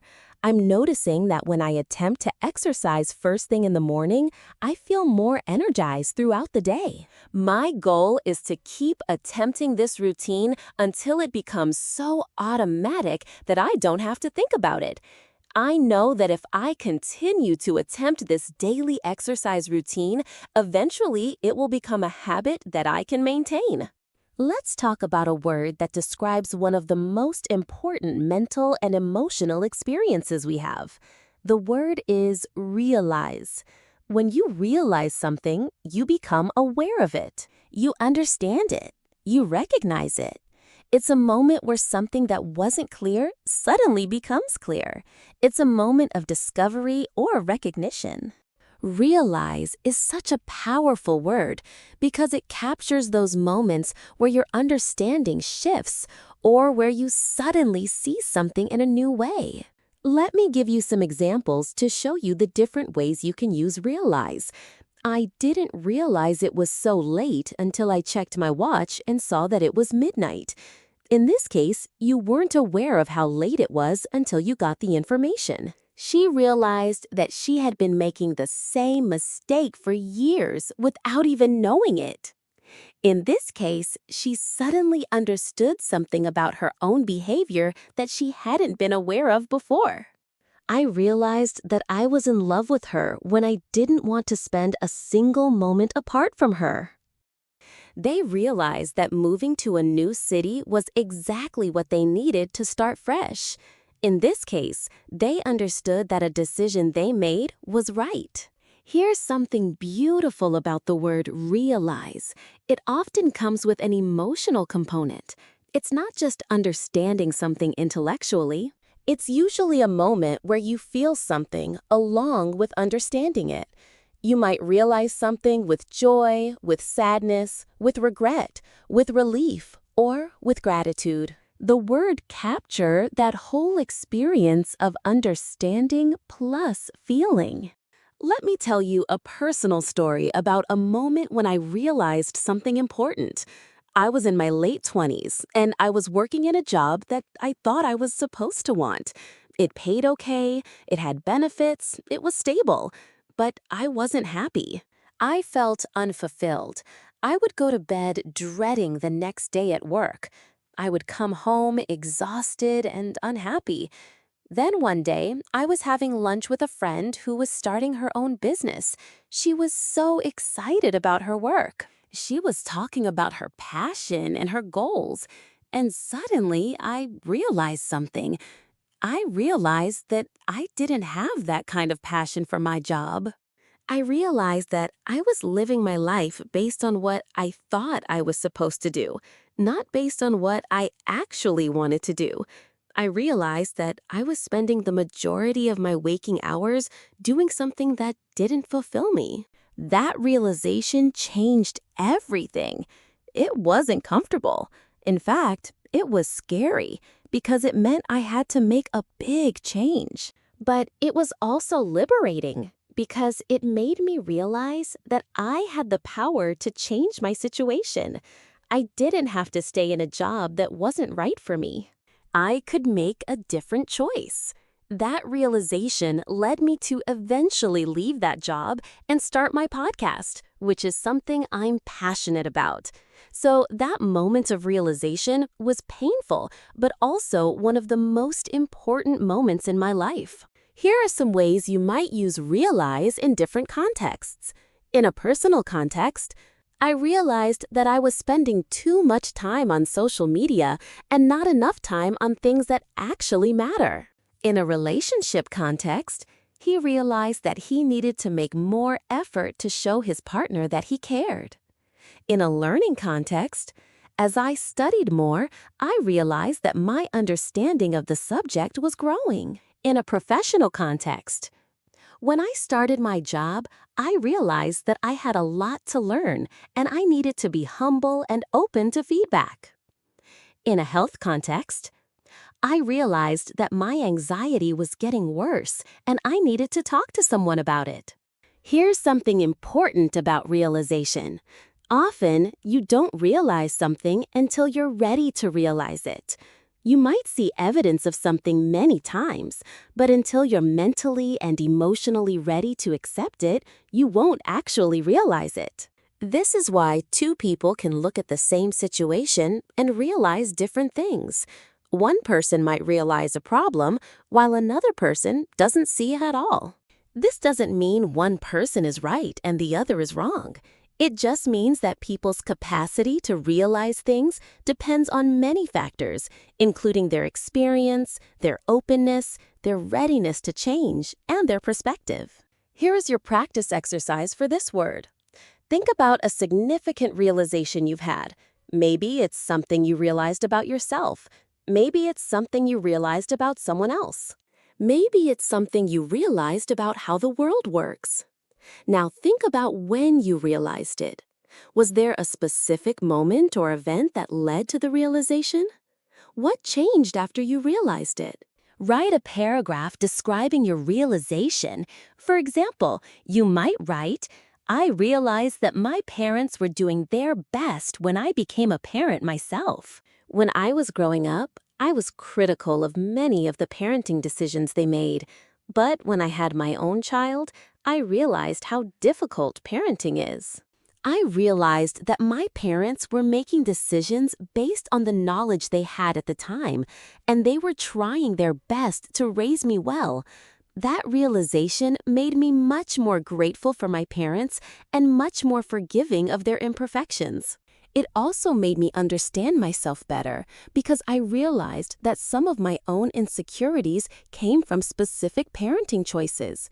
But those choices weren't made out of malice. They were made out of love and concern, even if the execution wasn't perfect. Let's talk about a word that's about giving someone support, confidence, and motivation to do something. The word is encourage. When you encourage someone, you inspire them. You make them feel like they can do something. You support them emotionally. You believe in them. The word encourage is such a positive and powerful word because it captures the act of lifting someone up and helping them believe in themselves. Let me give you some examples. A coach might encourage a team by saying, I know this is a tough opponent, but I believe in you. I know you can win this game. A teacher might encourage a student by saying, I see potential in you. I know you can improve your English if you keep practicing.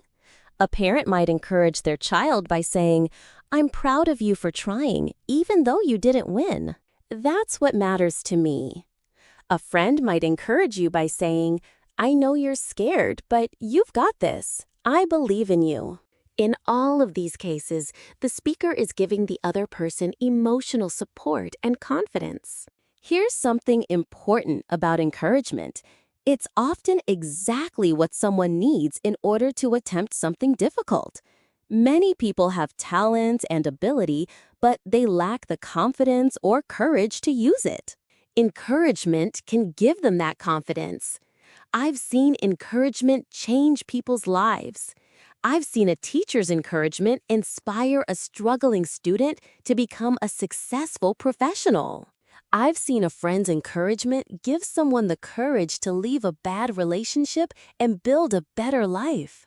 I've seen a parent's encouragement inspire a child to pursue their dreams. Encouragement is powerful. Let me tell you a personal story about encouragement. When I was in college, I was majoring in engineering because that's what I thought I was supposed to do. But I was really interested in education and helping people learn. I was considering changing my major, but I was afraid because engineering is what smart people do, and I didn't want to be seen as less smart if I switched. Then I had a conversation with my mentor. I told her about my interest in education, and she said something that I'll never forget. She said, "Switching to something you're passionate about isn't less smart. It's the smartest thing you could do." Following your passion and doing something you love is what creates a meaningful life. I encourage you to pursue what you're passionate about. I believe in you, and I know you're going to do amazing things in the field of education. Her encouragement gave me the confidence I needed to make the switch, and she was right. The work I'm doing now in education is so much more fulfilling than engineering would have been. So that encouragement literally changed the trajectory of my life. Here are some ways you might use encourage in different contexts. In a professional context, my boss encouraged me to apply for a promotion because she believed I was ready. In a personal context, my friend encouraged me to finally go to therapy, and I'm so glad I did. In a learning context, my English teacher encouraged me to speak up in class more, and now I'm much more confident speaking English. In a relationship context, my partner encourages me to pursue my dreams and doesn't make me feel bad about being ambitious. In a health context, my doctor encouraged me to start exercising, and now I feel so much better. Here's something really valuable about using the word encourage. When you encourage someone, you're not just making them feel good in the moment. You're potentially changing their trajectory in life. You're giving them permission to try something difficult. You're telling them that you believe in them. That can be incredibly powerful, especially for people who haven't had a lot of encouragement in their lives. If you think about it, we all need encouragement sometimes. We all have moments where we doubt ourselves and need someone to believe in us. So being someone who encourages others is a beautiful and important role. Here's your practice exercise for this word. Think about someone in your life who could use some encouragement right now. Maybe it's a friend who's going through a difficult time. Maybe it's a family member who's trying to accomplish a goal. Maybe it's a colleague who's facing a challenging project. Now, think about what they need encouragement about and what you could say to encourage them. Write a paragraph or a message that encourages this person. For example, you might write, "I know you're worried about the exam next week, but I want to encourage you to believe in yourself. You've been studying hard and you know the material. I believe in you, and I know you're going to do well. Even if you don't get the grade you want, I want to encourage you to remember that one test doesn't define you or your ability. You're intelligent and capable, and I'm proud of you for working so hard. So go into that exam with confidence, knowing that I believe in you." Now, if you're feeling brave, consider actually delivering this encouragement to the person. You might say it in person, or you might write them a message. Either way, I promise you that your encouragement will mean more to them than you realize. Now let's talk about a word that's essential for communicating your thoughts, feelings, and ideas. The word is express. When you express something, you communicate it. You show it or convey it. You might express your thoughts through words, your feelings through actions or tone of voice, your creativity through art, or your ideas through writing. The word express is broader than just speaking. It's about conveying something from inside yourself to the outside world in whatever way works. Let me give you some examples. I expressed my concerns about the project in the team meeting. This means you communicated your concerns. She expressed her joy at seeing her friend by running to hug them. This means she showed her joy through physical action. The artist expressed her emotions through her paintings. This means her feelings came through in her art. He expressed his support for the cause by donating money and volunteering. This means he showed his support through his actions. I expressed my confusion by asking questions. This means you communicated that you didn't understand something. Here's something important about expressing yourself. Many people struggle to express themselves clearly. They have thoughts and feelings inside them, but they have trouble communicating those thoughts and feelings to others. This can lead to misunderstandings, conflicts, and loneliness. On the other hand, people who are good at expressing themselves tend to have better relationships, more success at work, and more fulfilling lives because they're able to communicate what's important to them. Let me tell you a story about the importance of expressing yourself. I had a friend who was in a relationship with someone, and she was unhappy. She was unhappy because her partner wasn't doing things that made her feel loved. But she never expressed this to her partner. She kept it inside, hoping that her partner would somehow magically realize what she needed. Of course, this didn't happen. Eventually, the relationship ended because of all the unspoken resentment and unhappiness. After the breakup, she realized that she had never actually expressed her needs and feelings to her partner. She had just expected him to know what she needed without telling him. Now, in her new relationship, she's learned the importance of expressing herself. She tells her partner what makes her feel loved. She expresses when she's hurt or upset. She expresses her needs and boundaries. And as a result, this relationship is so much healthier and happier. This story illustrates something really important, which is that you can't expect people to read your mind. You have to express your thoughts, feelings, and needs clearly if you want to be understood and have your needs met. This is true in relationships, at work, in friendships, and basically everywhere. Learning to express yourself clearly is one of the most valuable skills you can develop. Here are some ways you might use express in different contexts. In an emotional context, I need to express my anger about this situation. I don't think it's right. In a creative context, she expresses herself through music. That's how she communicates her deepest emotions. In a professional context, I want to express my gratitude to everyone who worked on this project. In an academic context, your essay should express a clear thesis and support that thesis with evidence. In a personal context, I'm learning to express my needs in my relationships instead of just going along with what other people want. Here's something beautiful about expressing yourself. When you express yourself authentically, you give other people permission to express themselves authentically too. You create a space where people can be real and honest instead of pretending to be something they're not. This is how real connection happens. This is how understanding develops. This is how conflicts get resolved. It all starts with someone being brave enough to express themselves honestly. Here's your practice exercise for this word. Think about something you've been hesitant to express to someone. Maybe there's a feeling you haven't expressed, an opinion you haven't shared, a need you haven't communicated, or a compliment you haven't given. Now, practice how you would express this to the person. Write it out or practice saying it out loud. Make sure you're expressing yourself clearly and honestly, but also respectfully. For example, you might write, "I want to express my appreciation for how you've been such a good friend to me. I want to express that I feel safe talking to you about anything because I know you won't judge me. I want to express that I value our friendship more than I probably tell you. I want to express that if you ever need me, I'm here for you." Now, consider actually expressing this to the person. Being vulnerable and expressing your feelings can be scary, but it almost always deepens relationships and makes them more meaningful.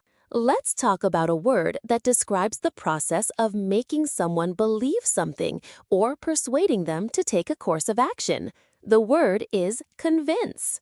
When you convince someone, you make them believe something is true, or you persuade them to do something.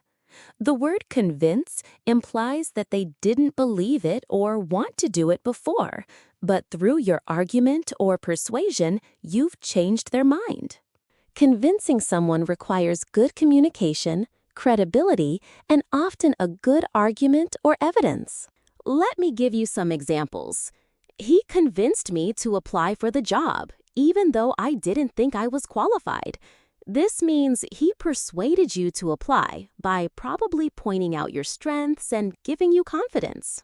The data convinced the board that we needed to change our strategy.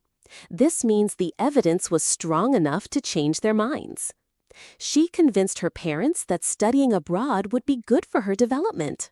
This means she made a good argument and won them over. The salesperson convinced me to buy the extended warranty. This means he persuaded you to spend money on something you didn't originally plan to buy. Here's something interesting about convincing someone. It's different from forcing someone or manipulating them. When you convince someone, ideally, you're being honest and truthful. You're using good argument and evidence to help someone see something your way. Manipulation, on the other hand, is using dishonest tactics to get someone to do what you want. Convincing is ethical. Manipulation is not. So when you convince someone, you're doing something good. You're helping them make a decision based on good information and good argument. Let me tell you a personal story about convincing someone. My mom was really resistant to using technology. She was in her 70s, and she said technology was too confusing for her. She refused to learn. I wanted to convince her to at least try because I thought technology could make her life easier and help her stay connected with family. So I started by addressing her concerns. I told her that I would teach her and I wouldn't let her fail. I told her that learning technology was not about being smart or not smart. It was just about practice and repetition. I showed her how she could use video chat to see her grandchildren who lived far away. I showed her how she could use email to communicate with her friends. I showed her how she could look up recipes and gardening tips, which were her hobbies. Slowly, I convinced her to try. We went at her pace. We practiced the same things over and over. I was patient, and I never made her feel bad for not knowing something. Eventually, she became comfortable with email and with using an iPad. She started video chatting with her grandchildren regularly. She joined an online gardening group. She started emailing her friends. She became so comfortable with technology that now she's the one who's trying to convince her friends to learn it too. My patience and persistence convinced her that technology wasn't as scary as she thought. This story shows that convincing someone often takes time, patience, and addressing their concerns. It's not just about winning an argument. It's about understanding why someone is resistant and then helping them see things differently. Here are some ways you might use convince in different contexts. In a family context, I had to convince my child to eat vegetables by explaining how they would make her strong and healthy. In a professional context, the sales team had to convince the client that our product was the best solution for their needs. In a personal context, my therapist convinced me that my negative self-talk was not helping me and that I needed to work on changing my thoughts. In an educational context, the teacher convinced the students that reading was more fun than they thought by letting them choose their own books. In a lifestyle context, my friend convinced me to try meditation by showing me studies about how it reduces stress and improves mental health. Here's something important about convincing. The most effective way to convince someone is to genuinely believe in what you're trying to convince them of. If you don't believe in it yourself, it's really hard to convince others. But if you genuinely believe something is good or true, your conviction comes through, and it's much more likely that you'll convince others. So if you want to develop your ability to convince people, first make sure you really believe in what you're trying to convince them of. Here's your practice exercise for this word. Think of something you believe in that you'd like to convince others about. Maybe you believe a certain activity is beneficial. Maybe you believe someone should read a certain book or watch a certain movie. Maybe you believe something needs to change in your workplace or community. Now, think about why you believe this. What convinced you? What evidence or argument would convince someone else? Now, write out or practice your argument for why someone should believe this or do this. I want to convince my coworkers that we should all practice meditation. I believe this because I've personally experienced how meditation has reduced my stress and improved my focus. Studies show that meditation improves mental health and productivity. If everyone took just 10 minutes a day to meditate, I think our entire workplace would be less stressed and more productive. I'm not saying this is a cure-all for everything, but I think it's worth trying. I invite anyone who's interested to join me for a guided meditation next week. Now, let's talk about two words that are connected because they both involve acknowledging something important. The first word is remind. When you remind someone, you help them remember something. You bring something back to their attention. You might remind someone about an appointment, or you might remind them of something they learned before, or you might remind them of why something matters. Reminding is incredibly useful because people forget things constantly. We're all busy and stressed, and it's easy to let important things slip out of our minds. When someone reminds us, they're doing us a service. Let me give you some examples of reminding. Can you remind me to call my mom this evening? This song reminds me of my childhood. The teacher reminded us to study for the test. Her kindness reminded me that there are good people in the world. This book reminds me why I fell in love with reading. In all of these cases, the person is using remind to bring something back to someone's attention. The beautiful thing about reminding is that sometimes you need a reminder to appreciate something or remember why something is important. For example, if you're feeling discouraged about learning English, I might remind you of how far you've already come. I might point to specific improvements you've made and help you remember that progress is possible. Or if you're feeling lonely, a friend might remind you of all the people who care about you. Sometimes we need external reminders to keep us on track and keep us focused on what matters. Now, let's talk about the second word, which is admire. When you admire someone, you respect them and have positive feelings about them. You look up to them. You recognize their positive qualities. When you admire someone's work or creation, you recognize its value and quality. Admiring someone is really a beautiful emotion because it helps us recognize the good in others and draws us closer to them.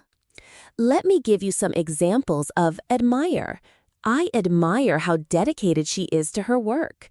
Many people admire his leadership skills. I admire that book because of its beautiful writing.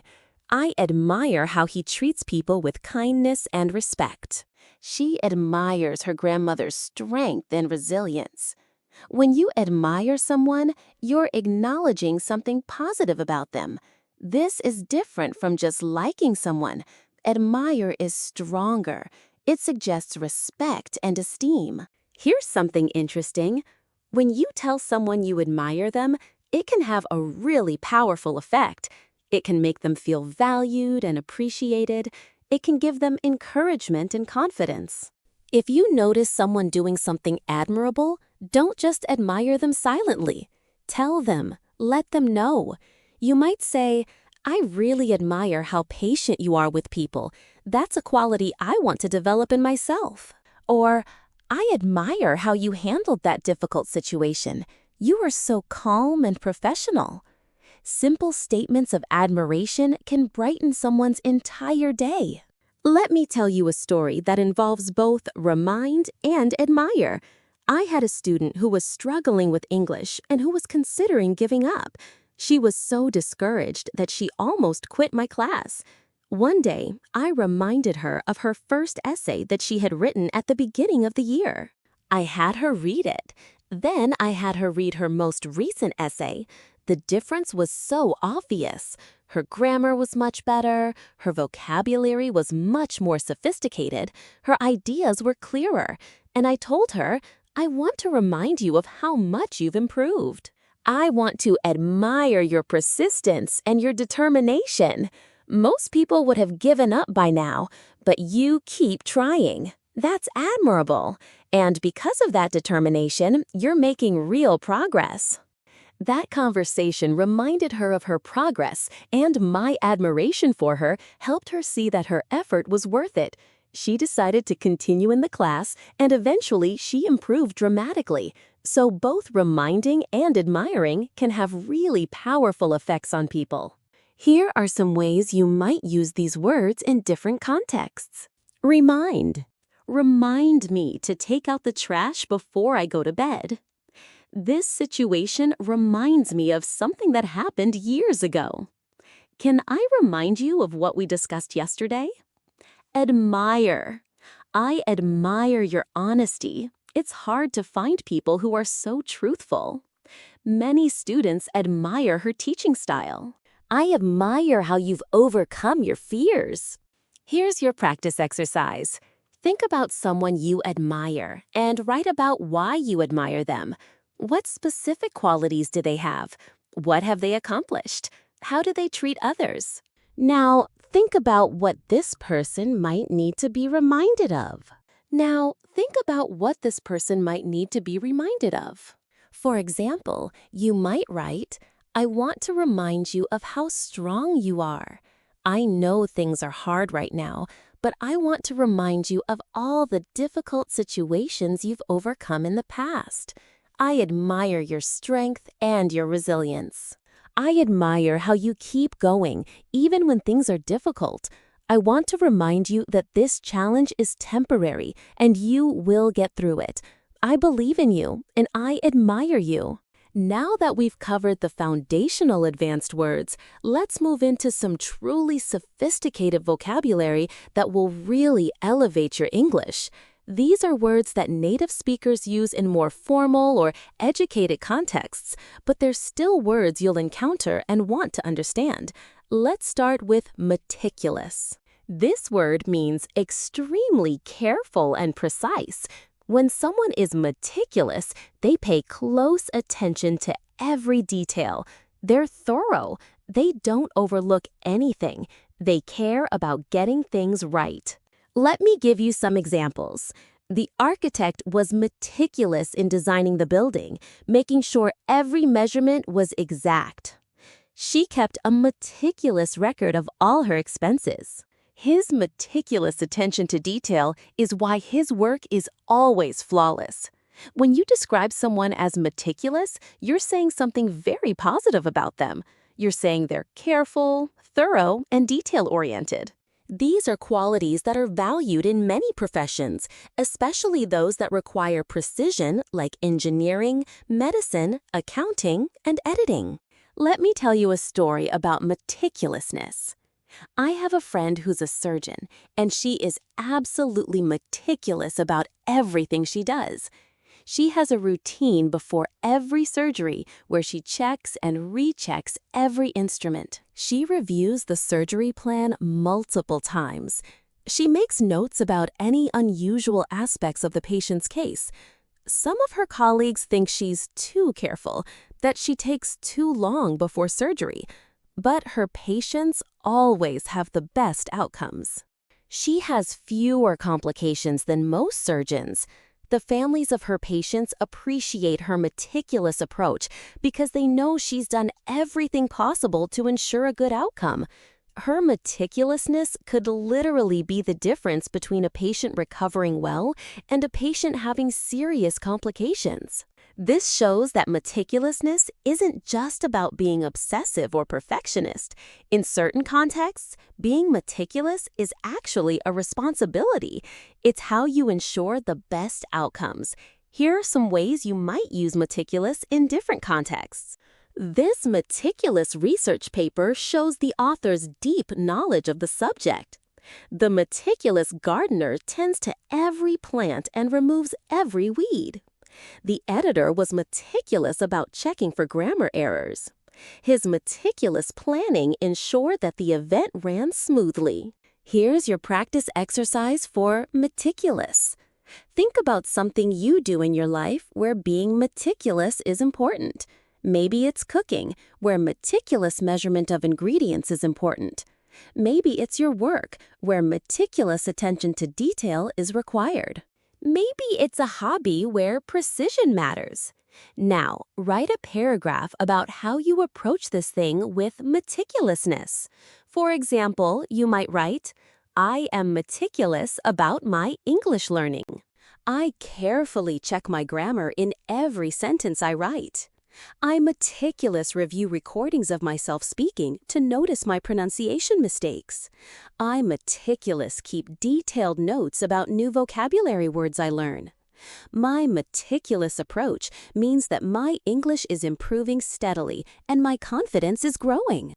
Let's talk about a word that describes a really important quality. The word is resilient. When someone is resilient, they can bounce back from difficulties. They can recover quickly from setbacks. They're tough and strong emotionally. They don't break under pressure. They face adversity and keep going.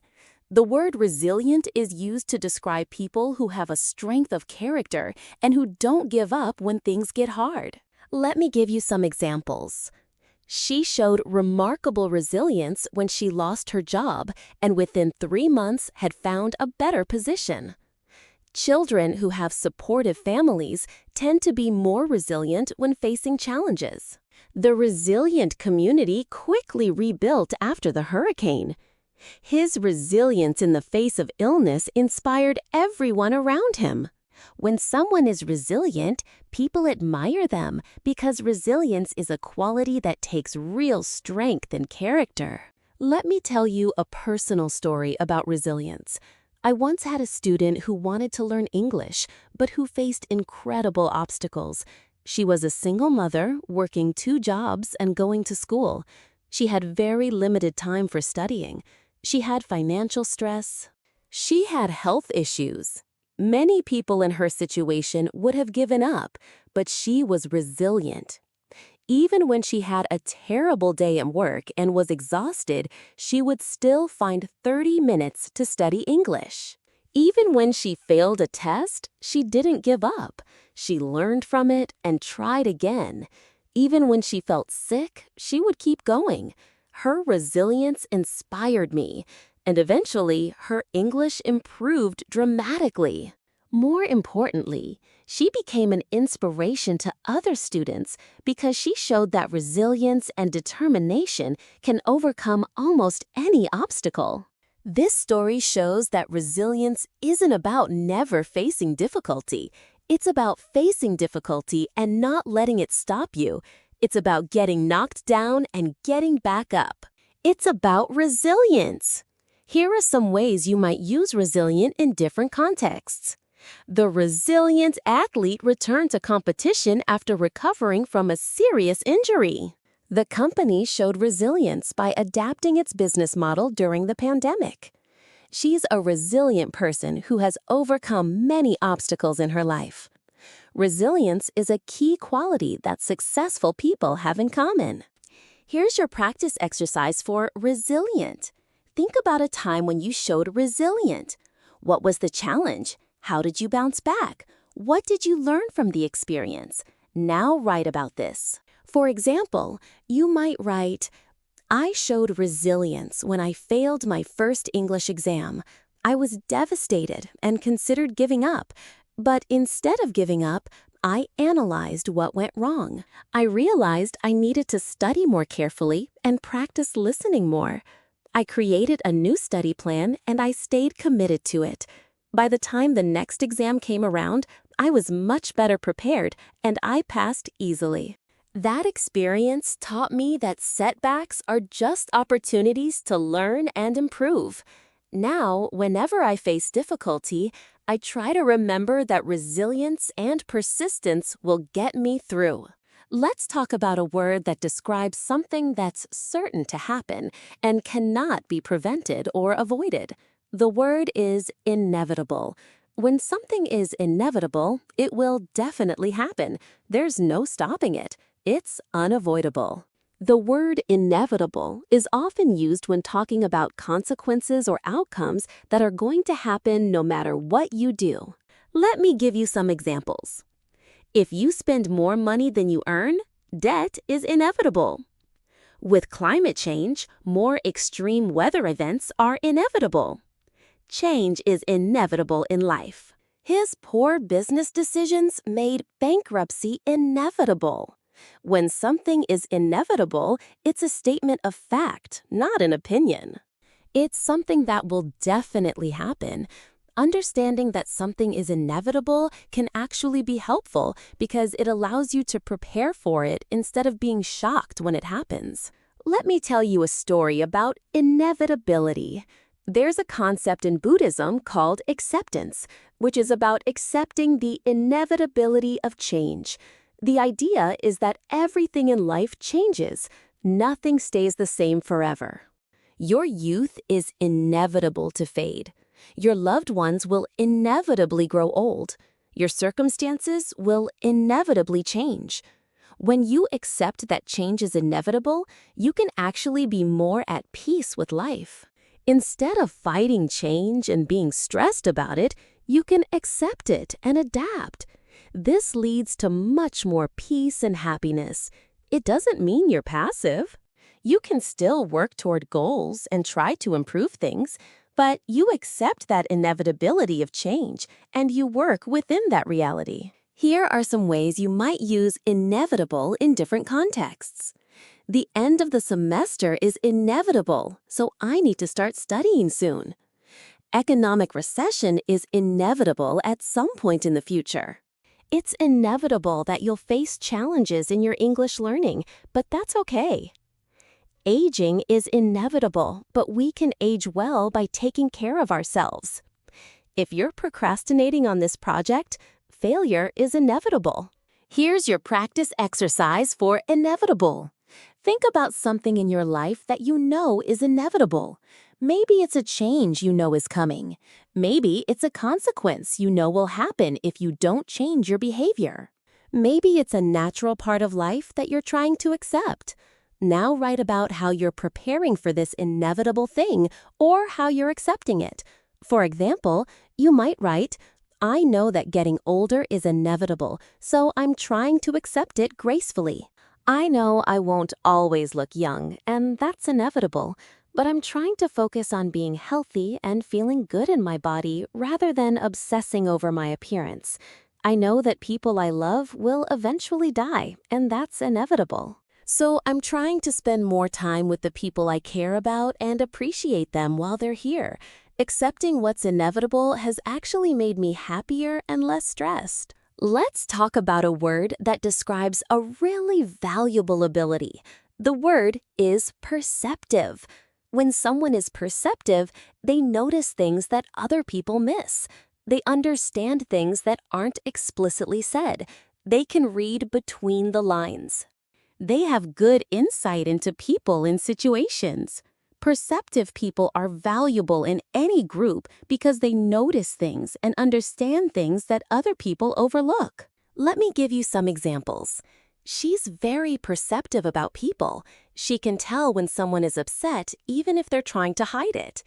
His perceptive analysis of the business situation helped the company avoid a costly mistake. The perceptive detective noticed a detail in the crime scene that solved the case. She made a perceptive comment about the movie that made everyone think about it in a new way. When someone is perceptive, you often notice it because they say things that are surprisingly insightful. They see connections that you didn't see. They understand things on a deeper level. Let me tell you a story about perceptiveness. I had a colleague who was incredibly perceptive.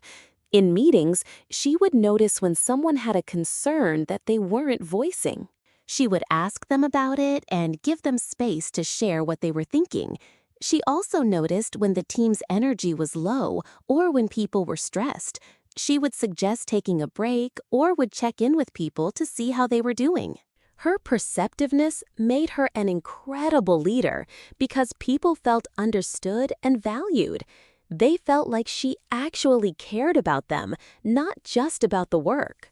Her perceptive approach created a team culture where people felt safe being honest and vulnerable, which actually led to better work because people weren't wasting energy hiding their true thoughts and feelings.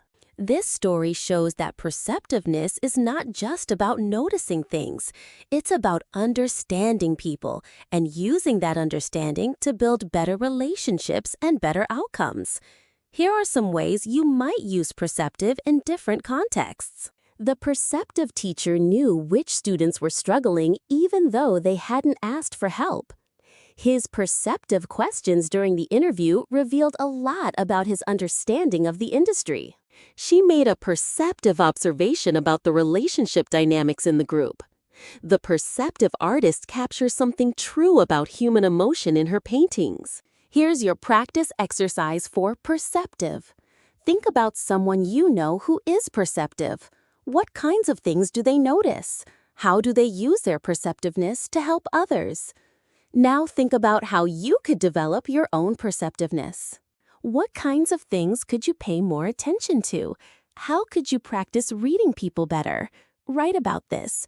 For example, you might write, I want to become more perceptive about the people in my life.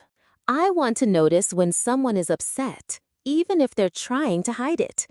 I want to understand what people are feeling beneath their words. To develop this skill, I'm practicing paying attention to people's body language and tone of voice. I'm asking people follow-up questions to understand what they're really feeling. I'm noticing patterns in how different people communicate. I believe that becoming more perceptive will help me build better relationships and help people when they need it. Well, my friends, we've covered so much ground today.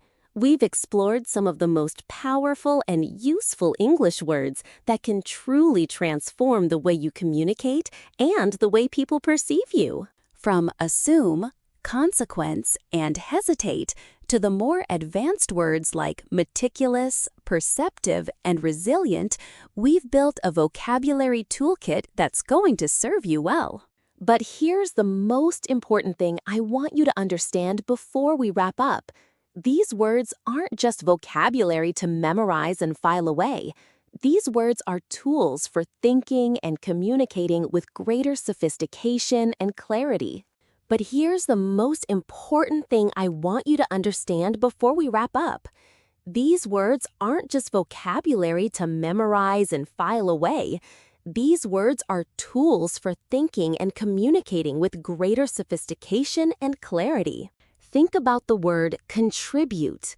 When you really understand this word and use it, you start thinking about the ways you contribute to different groups and communities. You start looking for opportunities to contribute. You start valuing contribution in others. The word itself changes how you think and act. This is the power of vocabulary. I want to encourage you to not just passively listen to this podcast and move on. I want you to actively engage with these words. Pick one word that resonated with you most. Really focus on that word for the next week. Use it in your daily conversations. Use it in your journal. Use it when you're speaking to yourself. Think about how it applies to your life. By the end of the week, that word will be so embedded in your mind that you'll use it naturally without even thinking about it. Then pick the next word and do the same thing. This is how you build vocabulary that actually sticks. I also want to remind you that learning English is a journey, not a destination. There will be moments where you feel like you're not making progress. There will be days where you're frustrated. There will be times when you want to give up. But I want to encourage you in those moments to remember why you started. Remember what your goals are. Remember that every word you learn is a step forward. Remember that native speakers don't know all the words in English either. English is a living language, and it's constantly evolving. So don't put pressure on yourself to know everything. Just focus on gradual, consistent improvement. I also want to emphasize how important it is to practice these words by actually using them, not just reading or listening to them. Speak them out loud. Write sentences using them. Have conversations where you use these words. Record yourself speaking and listen back to see if you're using the words correctly and naturally. The only way to truly internalize vocabulary is through active use. Passive learning is important, but active practice is essential. Before we say goodbye, I want to remind you again about the importance of your consistency. Learning English requires daily practice. It requires showing up even when you don't feel like it. It requires being patient with yourself when you make mistakes. It requires celebrating your progress, no matter how small it is. If you can commit to practicing English consistently, I promise you that you will improve dramatically. I've seen it happen with thousands of students. People who were convinced they could never speak English fluently became fluent through consistent practice and the right mindset. You can be one of those people.